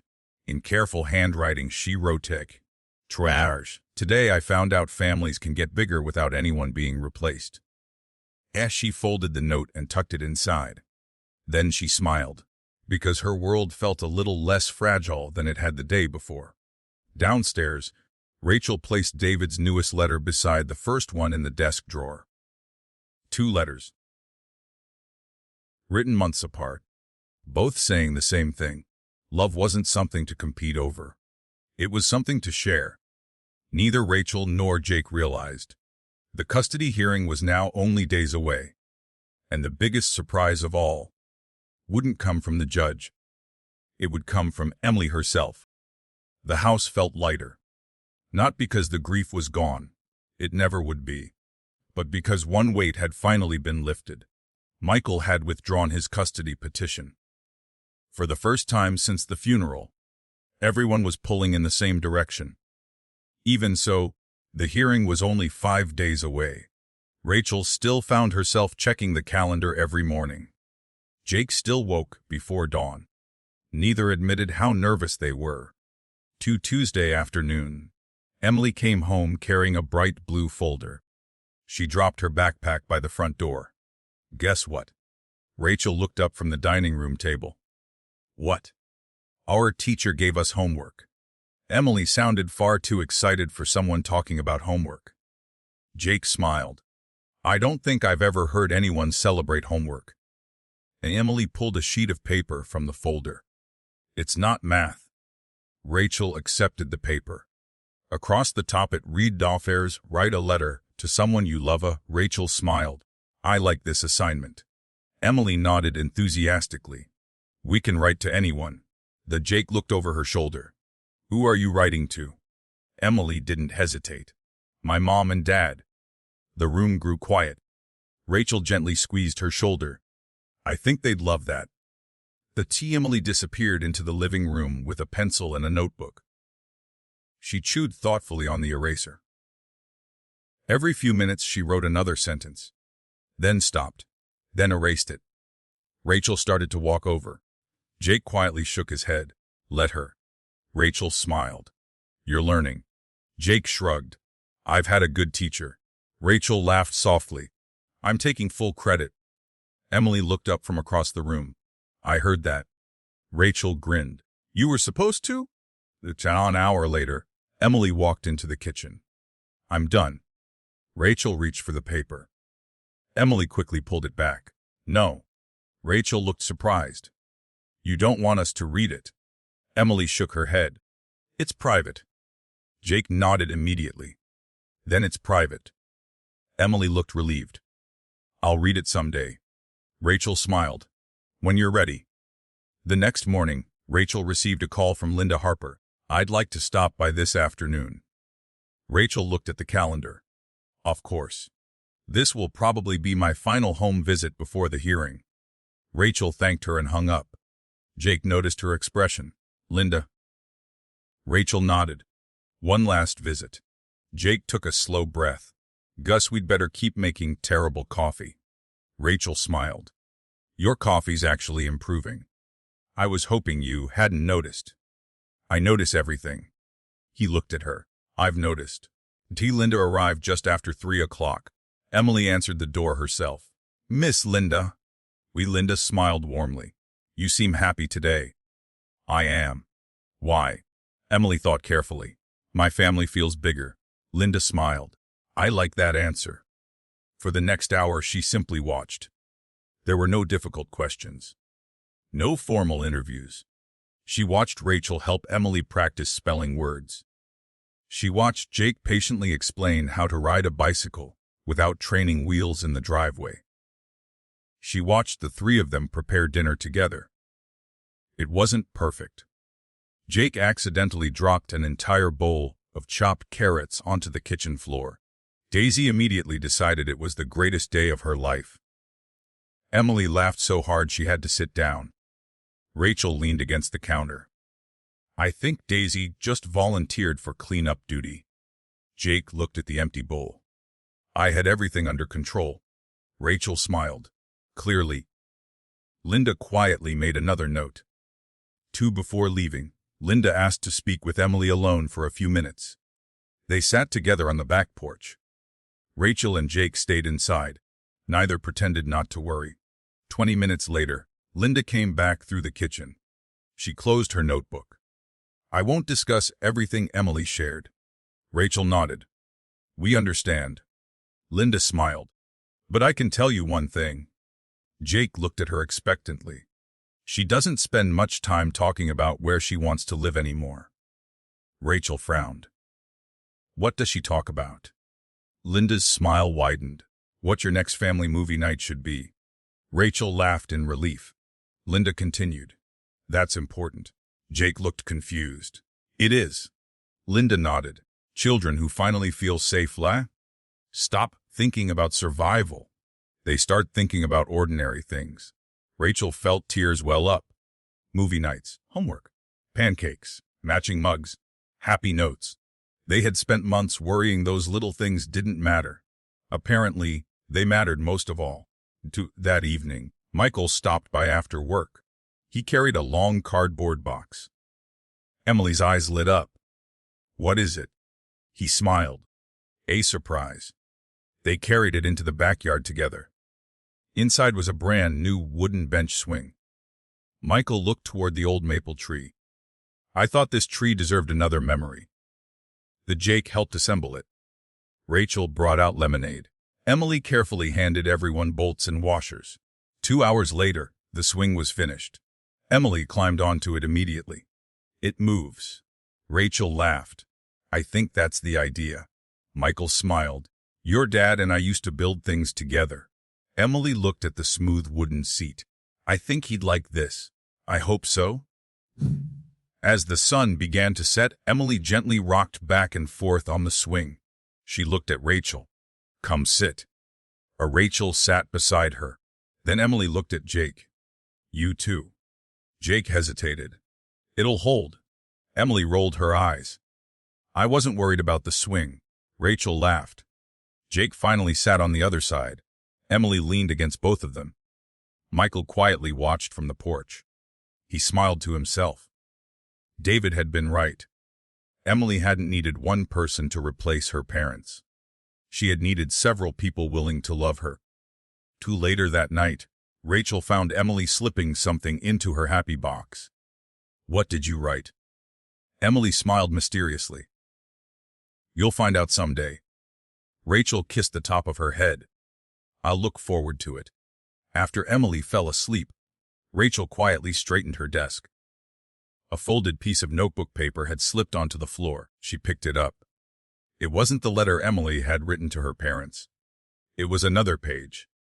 At the top, in careful handwriting, it said, There's things I hope never change.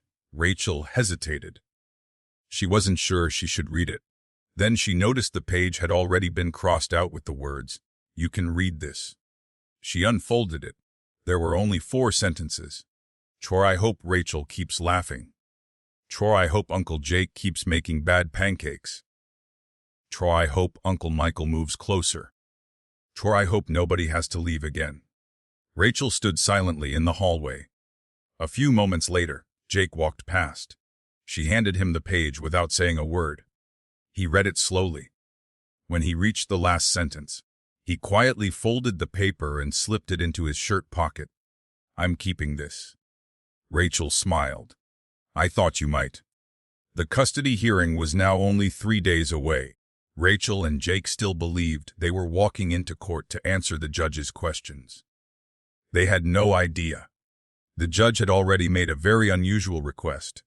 She wanted to hear from the one person no adult had truly listened to until now. Emily. The courthouse looked different this time. It wasn't because the building had changed. It was because Rachel had.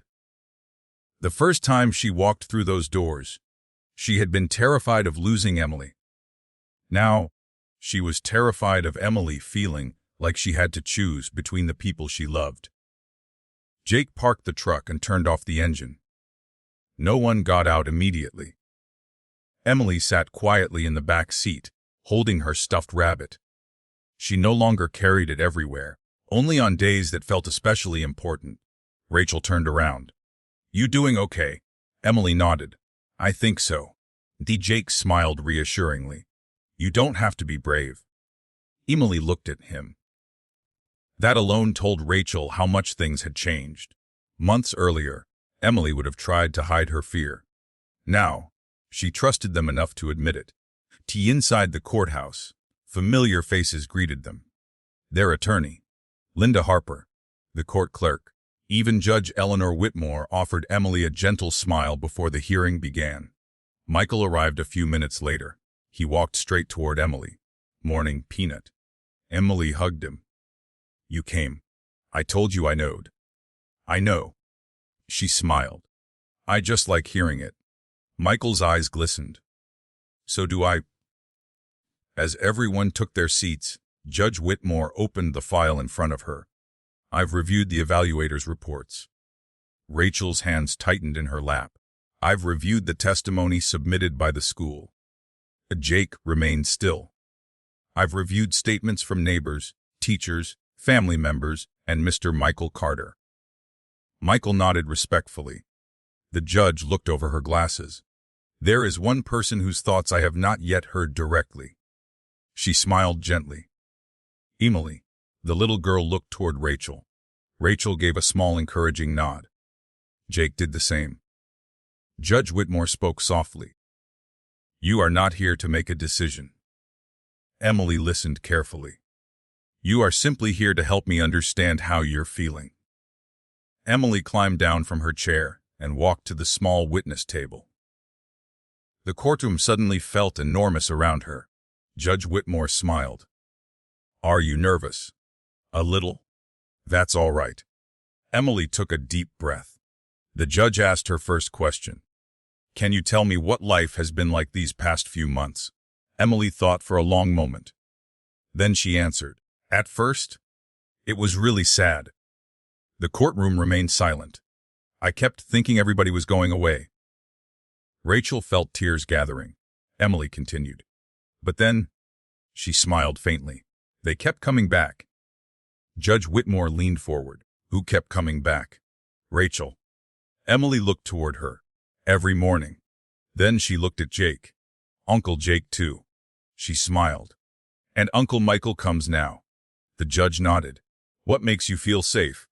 Emily answered without hesitation. When people keep their promises. Rachel covered her mouth. Jake looked down at the table. Judge Whitmore waited a moment before asking another question. What do Rachel and Jake do that helps you? Emily grinned. Rachel reads with me. The judge smiled. And Jake? Emily giggled. He burns pancakes. A few quiet laughs spread through the courtroom. Even Judge Whitmore smiled. Emily continued. But he keeps trying. The judge looked amused. Anything else? Checks everything. What do you mean? Emily counted on her fingers. The smoke alarms. The gate. My bike. The porch. Daisy's fence. She looked proudly at Jake. He fixes things. Judge Whitmore nodded. And Rachel? Emily smiled warmly. She fixes hearts. The courtroom fell completely silent. Rachel couldn't stop the tears anymore. Even Linda Harper quietly reached for a tissue. Judge Whitmore asked one final question. If you could tell me anything, what would it be? Emily looked around the room. At Rachel. At Jake. At Michael, then back to the judge. I don't want anybody to lose. The judge remained quiet. Emily continued. When Mommy and Daddy died, everybody already lost enough. She looked down at her hands. I don't think families are supposed to win. I think they're supposed to stay together. No one spoke. Not for several seconds. Finally, the judge smiled. Thank you, Emily. You've helped me very much. Emily climbed down and immediately walked back to Rachel and Jake. Without thinking, she took one of Rachel's hands and one of Jake's, exactly as she had on their evening walk weeks before. The attorneys presented the remaining legal arguments. Michael formally withdrew his custody petition. I fully support the current guardianship arrangement. Judge Whitmore thanked him. Linda Harper summarized her findings. In my professional opinion, Emily has formed secure attachments with both guardians. She glanced toward Rachel and Jake. More importantly, they have demonstrated consistent cooperation, mutual respect, and a willingness to place the child's needs above their own. Rachel almost laughed. If someone had predicted those words 6 months earlier, she would have called them crazy. But the hearing lasted another hour. Finally, Judge Whitmore closed the file. I will issue my final ruling tomorrow morning. Rachel blinked. Tomorrow. The judge nodded. I've heard everything I need. She looked toward Emily. And then some. The bailiff announced the end of the hearing. Everyone slowly stood. Outside the courtroom, Emily looked up at the adults. So, real? Did I do okay? Rachel knelt and hugged her. You did beautifully. Jakey gently rested a hand on her shoulder. You were the bravest person in that courtroom. Emily smiled. I wasn't brave. Rachel looked surprised. No. Emily shook her head. I was just honest. Michael laughed softly. Your dad used to say the same thing. On the drive home, no one talked very much. Not because they were worried. Because they were exhausted. As they pulled into the driveway, Emily looked out the window. Our house. Rachel smiled. It is. Emily looked at Jake. I hope the judge thinks so too. Jake reached back and gently squeezed her hand. So do I. That night, none of them slept well. Not Rachel, not Jake, not Michael, and certainly not Emily. Because by this time tomorrow, one judge's decision would determine what the rest of their lives looked like. And none of them realized Judge Whitmore had already written the first sentence of her decision. It began with 5 words that would change everything. This child has already won.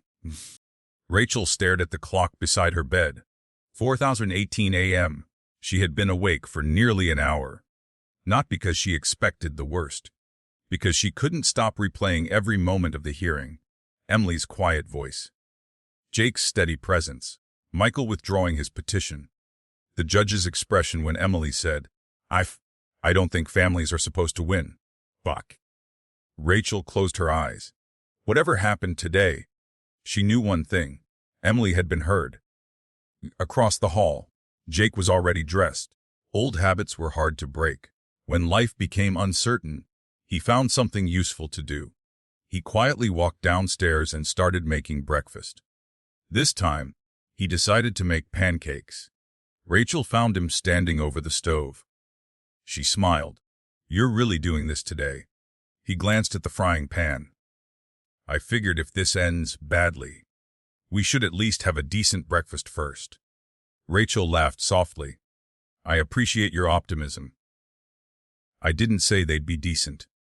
She walked beside him. You waited for the bubbles. I remembered.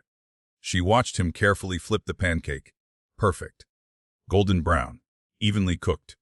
Rachel raised an eyebrow. Well, that's annoying. Jake looked confused. What? You finally learned. He allowed himself a small smile. I had a good teacher. Woot. Emily came downstairs a few minutes later. She stopped halfway. You made pancakes. Jake nodded. I tried. Emily cautiously picked up a fork. She took one bite, then another. Her eyes grew wide. They're good. Rachel pretended to inspect one. I think we should have them tested. Emily giggled. I think Uncle Jake won. Jake shook his head. I don't think this is about winning anymore. And Emily smiled. I know. The drive to the courthouse felt strangely peaceful. No one rehearsed answers. No one speculated about the outcome. The hardest part was over. Now, they simply had to wait. Judge Eleanor Whitmore entered the courtroom exactly at 9 o'clock. Everyone stood. Rachel reached for Emily's hand. Jake stood on her other side. Michael sat quietly behind them. Judge Whitmore opened the thick case file. She looked around the courtroom before speaking. This case began with tragedy. Her voice was calm. A little girl lost both of her parents. Emily lowered her eyes. Judge Whitmore continued. 2 adults, each deeply committed to her well-being, believed they alone could provide what she needed. Rachel felt her cheeks warm. It was true, so they argued. A faint smile crossed the judge's face. They questioned one another. Jake looked down. They focused on their differences. Another pause. Fortunately, Emily did not. Rachel felt her breath catch. Judge Whitmore picked up a single sheet of paper.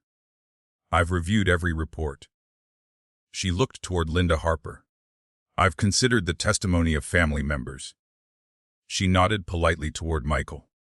And I've listened very carefully. She smiled at Emily. To the person whose future matters most. The courtroom became completely silent. Judge Whitmore looked directly at Rachel and Jake. At the beginning of these proceedings, I believed I would eventually need to determine which of you should become Emily's permanent guardian. Rachel held her breath. I was wrong. Jake slowly looked up. The judge continued. This court finds that separating Emily from either Rachel Morgan or Jake Sullivan would not serve her best interests. Rachel's eyes immediately filled with tears. Judge Whitmore smiled warmly. Therefore, the court grants permanent joint legal and physical guardianship to Rachel Morgan and Jake Sullivan. Rachel closed her eyes. A tear rolled down her cheek. Beside her, Jake quietly let out the breath he'd been holding for months. The judge wasn't finished. In addition, the court strongly encourages continued involvement from Michael Carter and Emily's extended family. Michael smiled. I fully intend to. Judge Whitmore nodded. I expected nothing less. Emily looked around the courtroom. So, she whispered. We all stay. Judge Whitmore smiled. As long as all of you keep choosing one another. Emily didn't wait another second. She threw her arms around Rachel. Then Jake, then reached toward Michael. The 4 adults instinctively formed a circle around her. No one in the courtroom looked away. Even the bailiff quietly smiled. Outside the courthouse, reporters weren't waiting. There were no cameras, no applause, just sunshine, exactly the way David and Megan would have wanted it. Emily skipped down the courthouse steps. We should celebrate. Rachel laughed. I think that's a wonderful idea. Michael grinned. I know a great pizza place. Emily looked at Jake. And pancakes for dessert. Jake looked horrified. Pancakes aren't dessert. Emily folded her arms. They are today. Rachel laughed. I think she's overruled you. Jake sighed dramatically. I seem to be outvoted a lot. You are. All 3 answered together. For a moment, they all stopped. Then burst into laughter. That afternoon they returned to the Carter house. For the first time, it didn't feel like a place they were trying to preserve. It felt like home. Rachel unlocked the front door. Emily raced inside. We're home. The words echoed through the hallway. This time, they didn't hurt. They healed. Jake quietly carried in the overnight bag they'd packed for court. He paused beside the hallway table where David and Megan's photograph still stood. Rachel joined him. Neither spoke. Finally, Jake smiled. I think we did all right. Rachel looked at the picture. I think they knew we would. She reached into the desk drawer and took out the 2 letters. One from David and Megan. One from David to Michael. She placed them together inside a protective folder. These belong to Emily someday. The Jake nodded. She's ready. That evening, they gathered around the kitchen table. Not because they had to, because they wanted to. Michael raised a glass of lemonade. I'd like to make a toast. Emily immediately copied him with her own glass. So would I. Michael smiled. To David and Megan, who somehow managed to keep teaching us even after they were gone. Rachel softly added, to second chances. Jake looked around the table. To promises kept. Emily thought for a moment. Then smiled. To families. She looked at each of them in turn. That choose each other. 4 glasses gently touched in the middle of the table. No one realized it then, but the hardest part of their journey had never really been about the courtroom. It had been about learning that love wasn't divided when another person entered your heart. It multiplied. And although the judge had officially made them a family that morning, they had quietly become one, long before anyone entered that courtroom. The first Monday after the court hearing felt strangely quiet. There were no lawyers, no court papers, no deadlines, no one waiting to decide their future. Rachel woke just before her alarm and lay still for a moment. For months, every morning had begun with the same question. What happens if we lose? Today, that question was finally gone. She smiled to herself. It was replaced by a much simpler one. Does Emily have gym class today? She laughed softly. It was the most ordinary thought she'd had in a very long time. Downstairs, Jake was already in the kitchen. Rachel wasn't surprised. What surprised her was the smell. Cinnamon rolls. Jake looked over his shoulder, the kind that come in a tube. Rachel grinned. You finally made peace with them. I've accepted they're beyond my control. She laughed. I never thought I'd hear you say that. He slid the tray into the oven. I'm trying something new. What's that? Not trying to control everything. Rachel smiled. How's it going? Jake considered the question. I'm still making progress. Emily came bouncing downstairs with Daisy close behind. She wasn't carrying her stuffed rabbit. Rachel noticed immediately. Looks like someone slept well. Emily nodded. I didn't have any bad dreams. Rachel felt her chest tighten. When was the last time? Emily thought for a second. I don't remember. Rachel looked toward Jake. He noticed it too. Healing didn't always arrive with dramatic moments. Sometimes, it looked like a child forgetting when she'd last been afraid. At breakfast, Emily pulled a folded piece of paper from her backpack. Our teacher needs this signed. Rachel unfolded it. Ours Family Heritage Day. Students were invited to bring family photographs and share stories about the people who shaped their lives. Rachel glanced at Jake, then at Emily. What are you thinking? Emily smiled. I want to bring Mommy and Daddy's picture. I think that's a wonderful idea. And she hesitated. I want one with us too. Rachel blinked. A new one. Emily nodded. We don't have any. Jake looked genuinely surprised. You're right, Emily grinned. Every family should have pictures. Rachel smiled. I completely agree. After school, they stopped by a small photography studio in downtown Ravenwood. The photographer, an older gentleman named Mr. Lawson, greeted them warmly. Big occasion.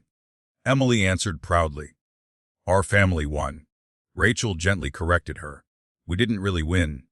Emily looked up at her. We got to stay together. Mr. Lawson smiled. I'd call that worth celebrating. He arranged them in front of a simple autumn backdrop. Rachel stood on one side, Jake on the other, Emily in the middle. Everyone smiled. Emily suddenly frowned. Wait. She ran to her backpack. When she returned, she held 2 framed photographs. One of Megan, one of David. She handed them to Rachel and Jake. Can we hold these too? The photographer quietly lowered his camera. Rachel looked at Jake. His eyes were already shining. Neither of them spoke. They simply took the frames. Emily stepped back between them. Now we're all here. Mr. Lawson swallowed hard before lifting the camera again. Perfect. The shutter clicked. Once. Twice. Capturing more than a photograph. Capturing a promise. On the drive home, Emily held the receipt carefully. When do we get the pictures? In about a week, Rachel answered. Emily smiled. I can't wait. Jake glanced in the mirror. Where are we putting it? Emily didn't hesitate. Above the fireplace. Rachel laughed. You're already decorating. Your Emily nodded confidently.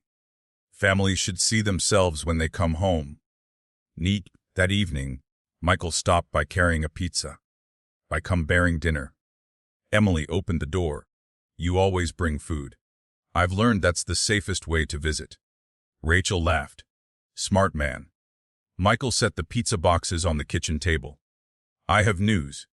Everyone looked up. My transfer was approved. Emily's eyes widened. Really? I'll be moving to Ravenwood next month. She threw her arms around him. You kept your promise! I did. Jake smiled. Welcome to the neighborhood. Michael looked around the kitchen. I was hoping Sunday dinners could become a tradition. Rachel looked at Emily. What do you think? Emily grinned. I think we should make extra pancakes too. Jake sighed dramatically. Why does everything come back to pancakes? Because they're part of our family now. Everyone laughed. Later that night, after Emily had fallen asleep, Rachel stepped onto the back porch. Jake joined her with 2 mugs of tea. The backyard was quiet. The new bench swing moved gently in the evening breeze. Rachel looked toward the stars. You know, what? I used to think families happened once. Jake listened. You were born into one. You married into another. That was it. She smiled softly. I don't believe that anymore. Jake nodded. Neither do I. After a long silence, Rachel asked, do you think Megan and David would approve of all this? Jake looked toward the warm light from Emily's bedroom window. I think. He smiled. They stopped worrying about us a long time ago. Rachel laughed quietly. Why? Because they always knew something we didn't. And what's that? Jake looked at her. That love grows best when nobody's trying to own it. Rachel looked through the kitchen window. Emily's happy box sat on the counter beside 3 matching mugs. The house wasn't perfect. There wasn't tickled days ahead. There would still be tears. Birthdays would still hurt. Anniversaries would still bring memories. But grief no longer lived there by itself. It shared the house with hope. And hope was finally beginning to feel at home. The school parking lot was already full when Rachel pulled in. Minivans, pickup trucks, grandparents carrying casserole dishes, parents balancing folding chairs and homemade desserts. Bright banners hung across the front entrance. Emily pressed her face against the window. It's today. Rachel smiled. I noticed. Jake looked toward the overflowing parking lot. So, where exactly are we supposed to park? Emily pointed. Way over there. Jake sighed. That's at least half a mile. Rachel laughed. You survived the army.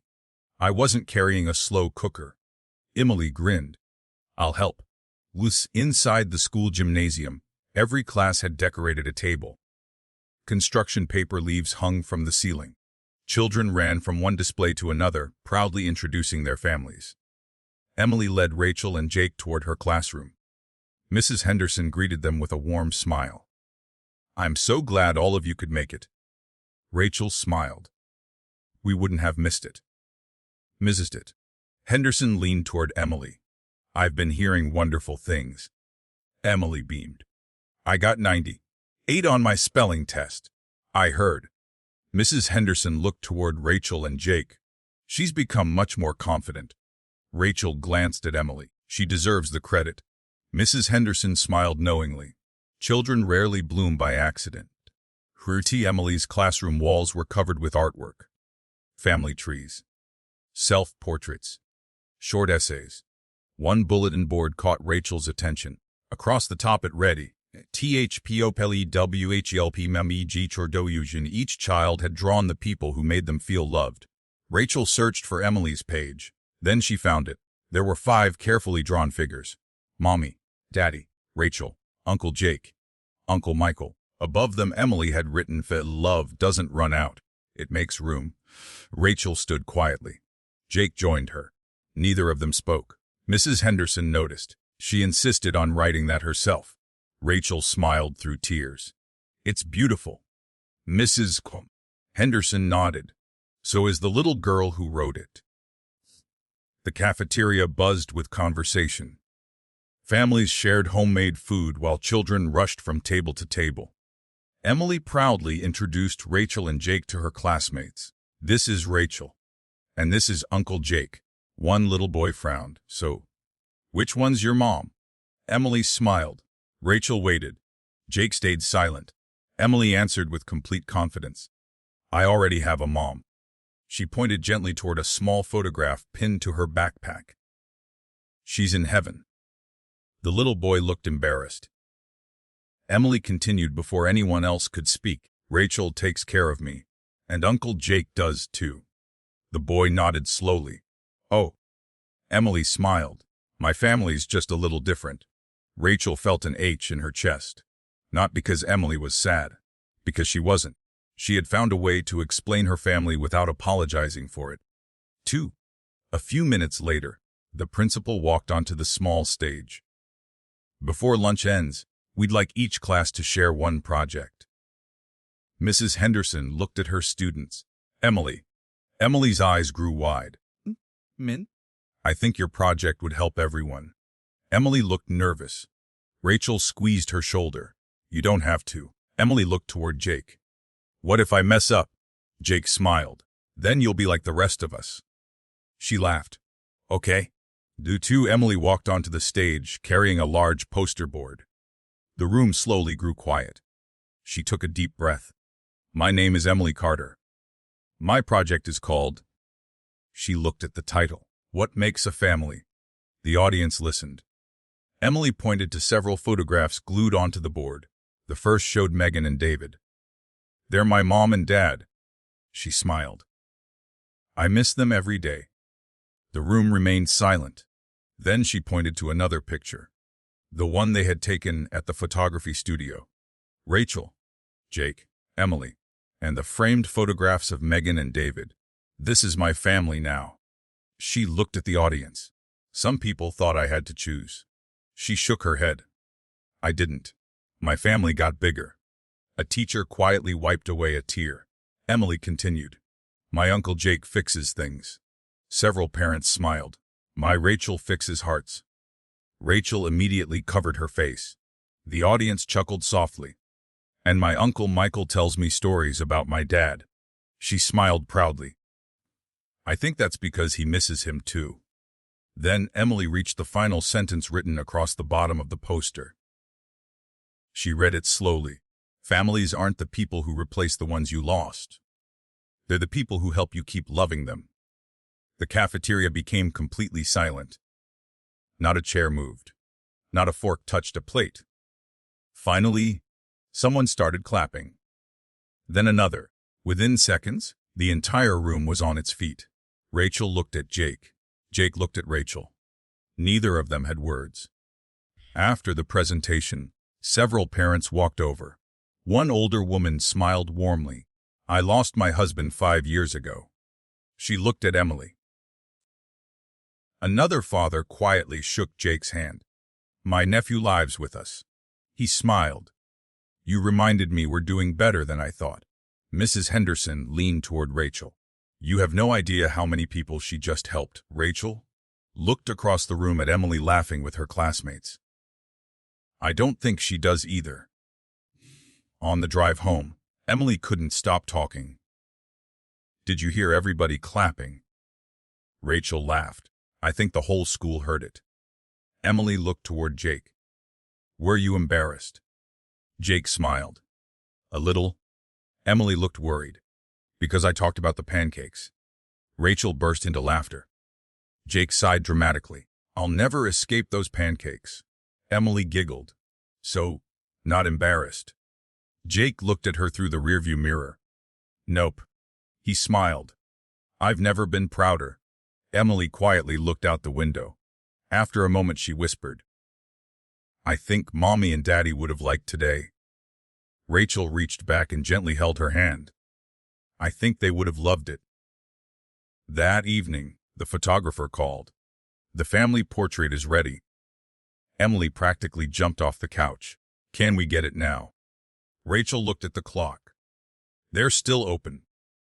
Jake grabbed his truck keys. I'll drive. 20 minutes later, they stood in the photography studio. Mr. Lawson carefully unwrapped the large framed portrait. Emily stared at it. Nobody spoke. There they were. Rachel, Jake, Emily, and in their hands, the photographs of Megan and David. 6 smiling faces. One family. Emily looked up at Mr. Lawson. It's perfect. He smiled gently. No. He looked back at the portrait. I think it's honest. Back at the house, Jake carefully hung the portrait above the fireplace. He stepped back. Rachel joined him. Emily stood between them. For a long time, the three of them simply looked at it. Finally, Emily smiled. It looks like it's always belonged there. Rachel wrapped an arm around her shoulders. I think it has. None of them noticed Daisy quietly curl up beneath the fireplace, or the soft evening light falling across the portrait, or how peaceful the house felt. Because sometimes the happiest moments don't announce themselves. They simply become memories while you're busy living them. And in just a few weeks, another ordinary day would bring an unexpected surprise, one that would change Rachel and Jake's relationship forever. Autumn slowly gave way to winter. The maple tree in the front yard had surrendered its last leaves. The mornings arrived colder. The evenings came earlier. And without anyone really noticing, life settled into something wonderfully ordinary. Emily went to school. Rachel returned to a full workload at the Family Services office. Jake volunteered 3 days a week at the Veterans Center while taking on odd repair jobs around Ravenwood. Sunday dinners became a tradition. Michael officially moved into town. The Carter house was no longer waiting for life to return. Life had already returned. It simply looked different than before. One Saturday morning, Emily came downstairs carrying a calendar. She placed it on the kitchen table. Wish what next week is. Rachel looked over. Emily had circled a date with a bright red marker. Jake glanced at it. December 12th. Emily nodded enthusiastically. My birthday. Rachel blinked. Already? Emily smiled. It comes every year. Jake looked at Rachel. I don't think that's how she meant it. Rachel laughed. I know. She looked back at Emily. What would you like to do? Emily thought for a moment. I don't want a big party. No. She shook her head. I just want everybody here. Rachel smiled. I think we can manage that. The following week became a whirlwind of quiet preparations. Rachel baked Emily's favorite chocolate cake. Jake secretly repaired the old bicycle David had bought 2 years earlier. Michael searched every bookstore in town for the next mystery novel in Emily's favorite series. Mrs. Alvarez from next door insisted on making homemade lasagna. Margaret Carter called to say she would be driving in the night before. Emily knew something was happening. She just didn't know how many people were involved. The evening before her birthday, Rachel found Jake in the garage polishing the bicycle. It looks brand new. Jake smiled. It rides like it too. Rachel ran her hand gently across the handlebars. David bought this. He did. You kept the scratches. Jake nodded. They're part of the story. Rachel looked at him thoughtfully. You've changed. Jake chuckled. So have you. She leaned against the workbench. I used to think you were impossible. You told David that once. Rachel's eyes widened. I did. Jake nodded. He laughed for 5 straight minutes. Rachel covered her face. I can't believe he told you. He told me everything. Rachel smiled. I'm starting to believe that. The next morning, Emily woke before sunrise. She ran downstairs still wearing her pajamas. The lights in the living room suddenly switched on. Surprise! Emily froze.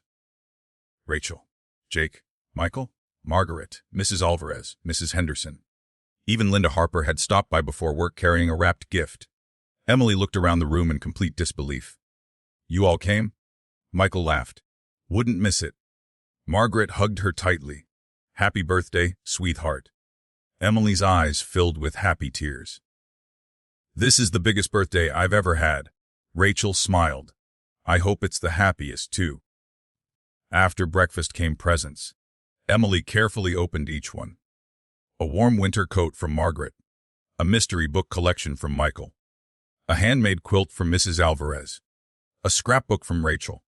Inside were photographs from the past several months. The first pancake breakfast. The birdhouse. The family day presentation.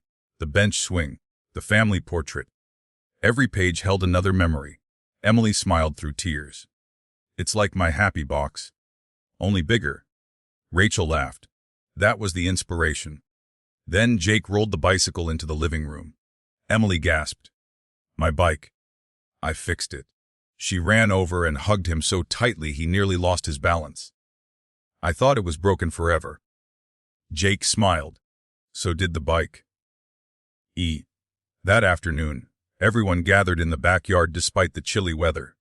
Hot chocolate replaced lemonade. Blankets replaced lawn chairs. Emily rode her bicycle up and down the driveway while Daisy chased after her. Rachel stood beside Margaret watching. Margaret smiled quietly. She's happy. Rachel nodded. She is. Margaret looked toward Jake. So are the two of you. Rachel didn't answer immediately. Instead, she watched Jake jogging beside Emily, one hand lightly on the back of the bicycle seat as she gained confidence. You know, Margaret said softly, David always worried about Jake. Rachel looked surprised, worried. He carried too much alone. Margaret smiled. I haven't seen him laugh this much in years. Rachel looked at Jake again. Neither had she. As evening settled in, everyone gathered around the dining table. Emily looked at the birthday candles glowing on her cake. Rachel smiled. Make a wish. Emily closed her eyes. Everyone waited. She blew out the candles in one breath. Michael laughed. That's a good sign. What did you wish for? Mrs. Alvarez asked. Emily immediately shook her head. I can't tell. Rachel smiled. That's the rule. Emily nodded seriously. But she looked around the table. I already got almost everything. Jake smiled. Almost. Emily grinned. I'm saving one wish. Everyone laughed. Later that night, after the guests had gone home and Emily was asleep upstairs, Rachel and Jake cleaned the kitchen together. The sink was full of dishes. Wrapping paper still covered the living room floor. There were crumbs everywhere. Rachel looked around and smiled. It's a mess. Jake nodded. It is. She leaned against the counter. I've never loved a mess more. Jake laughed softly. Neither spoke for a while. Finally, Rachel looked at him. Thank you. He looked up. For what? For staying. The Jake smiled. I was about to say the same thing. Their eyes met. Neither looked away. There was no dramatic music. No sudden realization. No overwhelming rush. Just two people, standing in a quiet kitchen, who finally understood something that had been growing for months. Respect had become friendship. Friendship had become trust. And somewhere along the way, without either of them noticing, trust had quietly become something deeper. Before either of them could say another word, Emily's sleepy voice drifted down the hallway. Rachel? Rachel immediately stepped away from the counter. I'm coming. Emily stood at the top of the stairs holding her rabbit. I forgot to tell you something. What is it, sweetheart? Emily smiled sleepily. This was my best birthday ever. Rachel climbed the stairs and hugged her. I'm so glad. As Rachel tucked her back into bed, Emily whispered, I think Mommy and Daddy gave me the biggest present.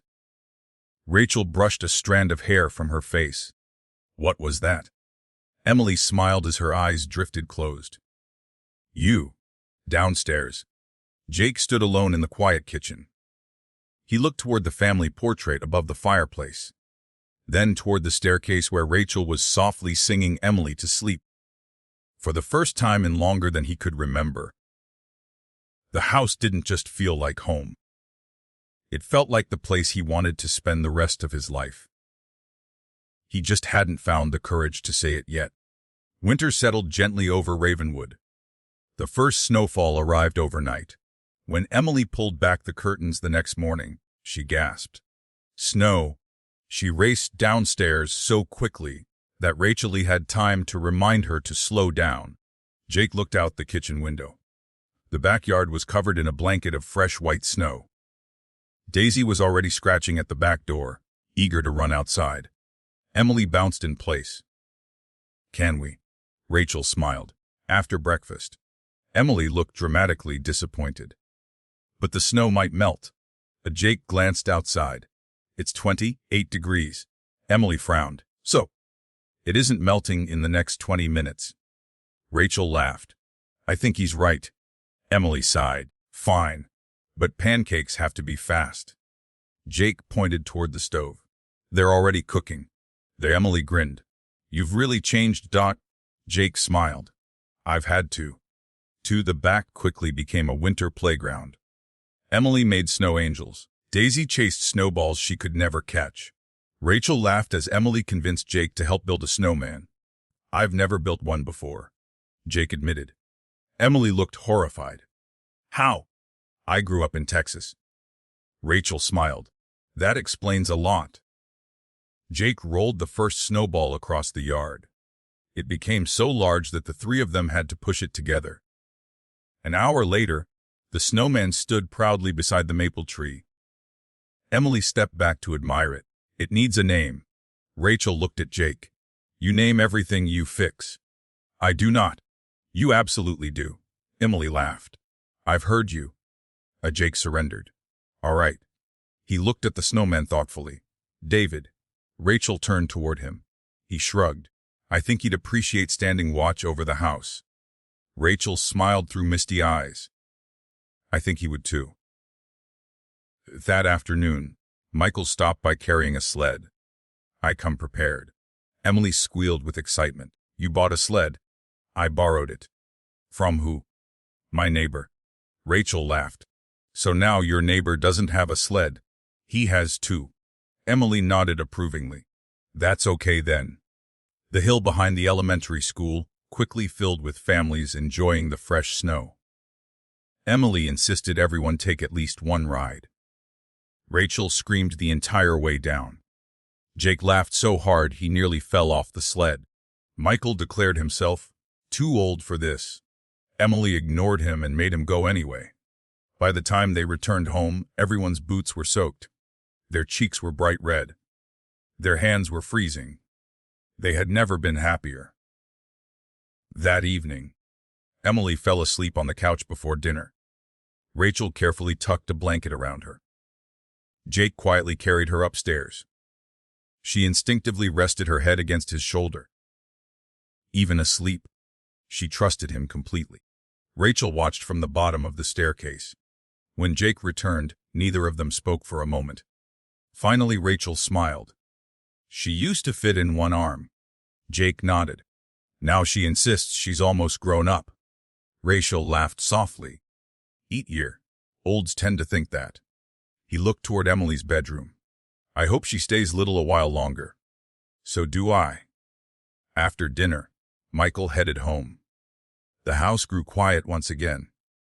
Rachel carried 2 mugs of hot chocolate onto the back porch. Snow covered the backyard. The porch light reflected softly against the white ground. Jake accepted one of the mugs. Thank you. Rachel smiled. I figured coffee would be too predictable. They stood side by side in comfortable silence. Finally, Rachel spoke. Do you remember the first day we moved in?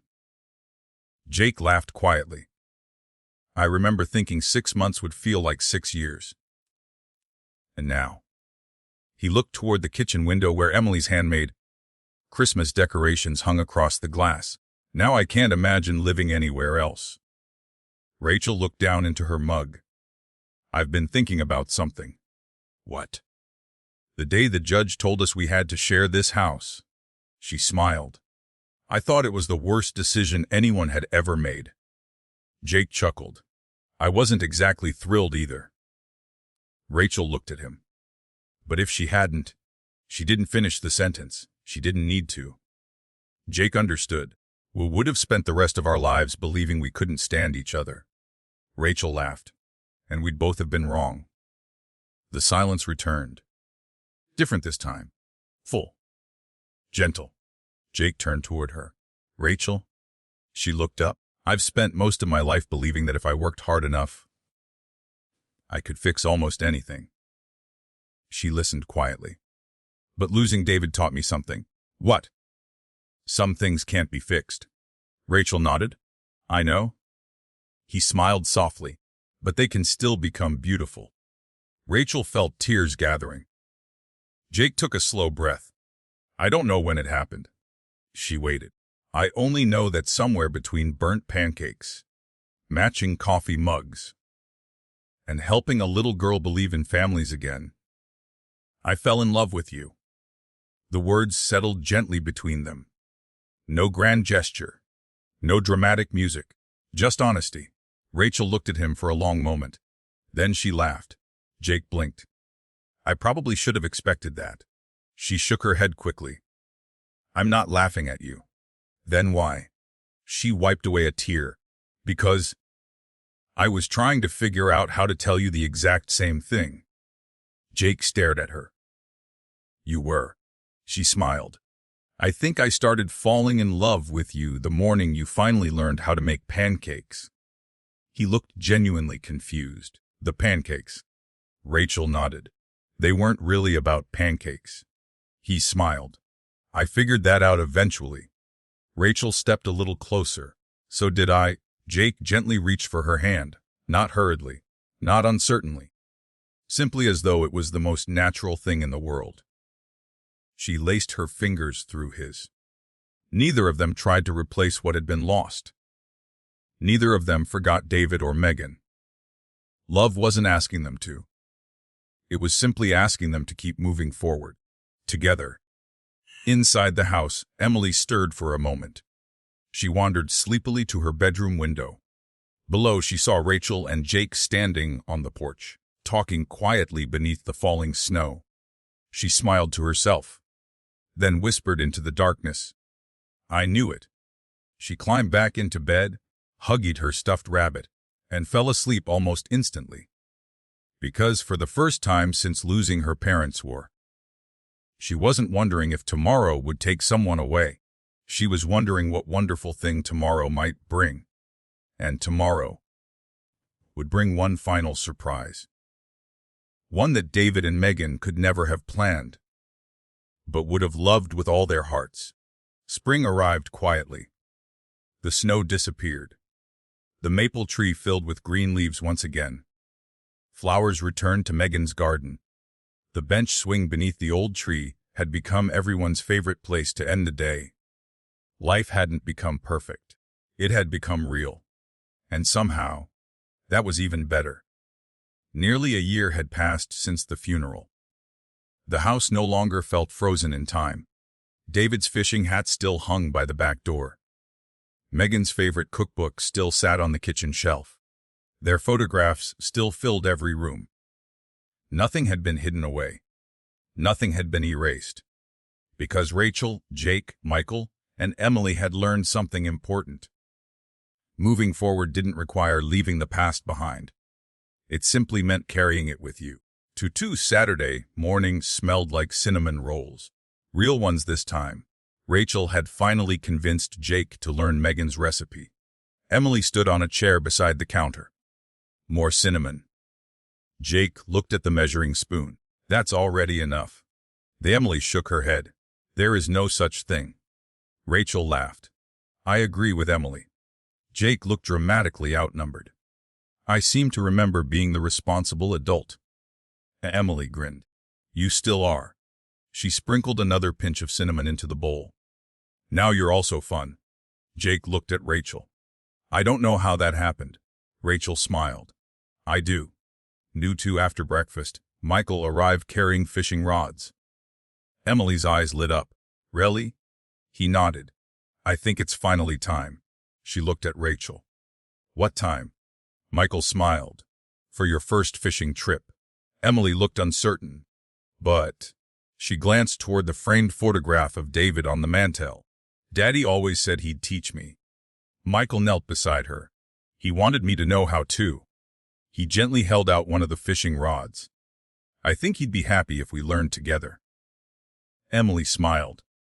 I think so too. Jake loaded the truck. Rachel packed sandwiches. The four of them drove to the same little lake where David had taken countless weekend trips. Michael pointed toward an old wooden dock. That's where your dad caught the biggest bass of his life. Emily smiled. Really? He told that story every Thanksgiving. So Jake laughed. He made the fish bigger every year. Rachel smiled. I remember. Emily looked thoughtfully at the calm water. I think stories grow. Michael nodded. The good ones do. That afternoon, Emily caught exactly one tiny bluegill. She held it proudly before gently releasing it back into the lake. I did it. Rachel clapped. Jake smiled. Michael looked toward the sky. I think your dad's smiling. Emily looked upward too. I hope so. Then she whispered something so quietly only Rachel heard it. Thanks for sharing him. Rachel gently squeezed her shoulder. When they returned home, Margaret was waiting on the front porch with a pie. I thought I'd surprise everyone. Emily ran to hug her. You? Margaret smiled as she looked around the yard. The repaired fence, the birdhouse, the swing, the flowers. The laughter drifting from the backyard. She quietly wiped away a tear. Rachel noticed. You okay? Margaret nodded. I was just thinking. What? She smiled. I spent months believing I'd lost my family. She looked toward Emily laughing with Jake and Michael. But I didn't. It just became larger. Rachel hugged her gently. So did ours. As the sun began to set, everyone gathered beneath the maple tree. Emily climbed onto the bench swing. Rachel sat on one side, Jake on the other. Michael and Margaret pulled up lawn chairs nearby. Daisy stretched out in the grass, happily watching everyone. Emily looked around at each face. I have something. She reached into her pocket. A folded piece of paper. Rachel recognized it immediately. What's that? Emily smiled. My letter? The one for Mom and Dad. Emily nodded. I think I'm ready to read it. No one interrupted. Emily unfolded the worn page carefully. Her voice was steady. Dear Mommy and Daddy, I miss you every day. Sometimes I still cry. Sometimes I laugh first. I hope that's okay. She looked up briefly before continuing. Rachel still reads with me. Uncle Jake makes really good pancakes now. Everyone laughed softly. Emily smiled and continued. Uncle Michael tells me stories about you. Grandma comes to visit all the time. Daisy still sleeps on my bed even though she's too big. Another smile. Then her voice grew quieter. I used to think loving new people meant I was forgetting you. I know now that isn't true. My heart just got bigger. Rachel quietly wiped away tears. Emily finished the final lines. Thank you for choosing Rachel and Uncle Jake. I think you knew something before everyone else did. We became a family. I love you forever. Love. Emily's silence settled over the backyard. Not an empty silence. A peaceful one. The kind that arrives when every important thing has already been said. 2. Later that evening, after everyone had gone home, Rachel and Jake stood alone beneath the maple tree. The porch light cast a warm glow across the yard. Jake looked toward the family portrait visible through the living room window. Remember the judge? Rachel smiled. How could I forget? Jake laughed softly. I thought she was giving us the hardest assignment of our lives. Rachel looked around the backyard. The swing, the flowers, the laughter that still seemed to linger in the evening air. Maybe she was. Jake nodded. But it turned out to be the greatest gift too. Rachel slipped her hand into his. Together they watched Emily asleep through her bedroom window. Daisy curled at the foot of her bed. A little girl who had once believed she would lose everyone she loved, now slept without fear. Because she knew something she hadn't known before. Families aren't only the ones we're born into. Sometimes, they're the ones we build one promise, one ordinary day, and one act of love at a time. 2 months later, Emily carefully added one final note to her happy box. It read, "Die Triguders, the happiest families aren't perfect. They're the ones who keep choosing each other every single day." She smiled as she closed the lid. The box was almost full now. Not because life had become free of sadness, but because joy had finally learned how to live beside it. T.S.R. Thank you for spending this journey with us. If this story touched your heart, please like the video, subscribe to the channel, and share it with someone who believes in the healing power of love, hope, and second chances. Your support helps us continue telling stories that remind us we're never truly alone. Ezzy.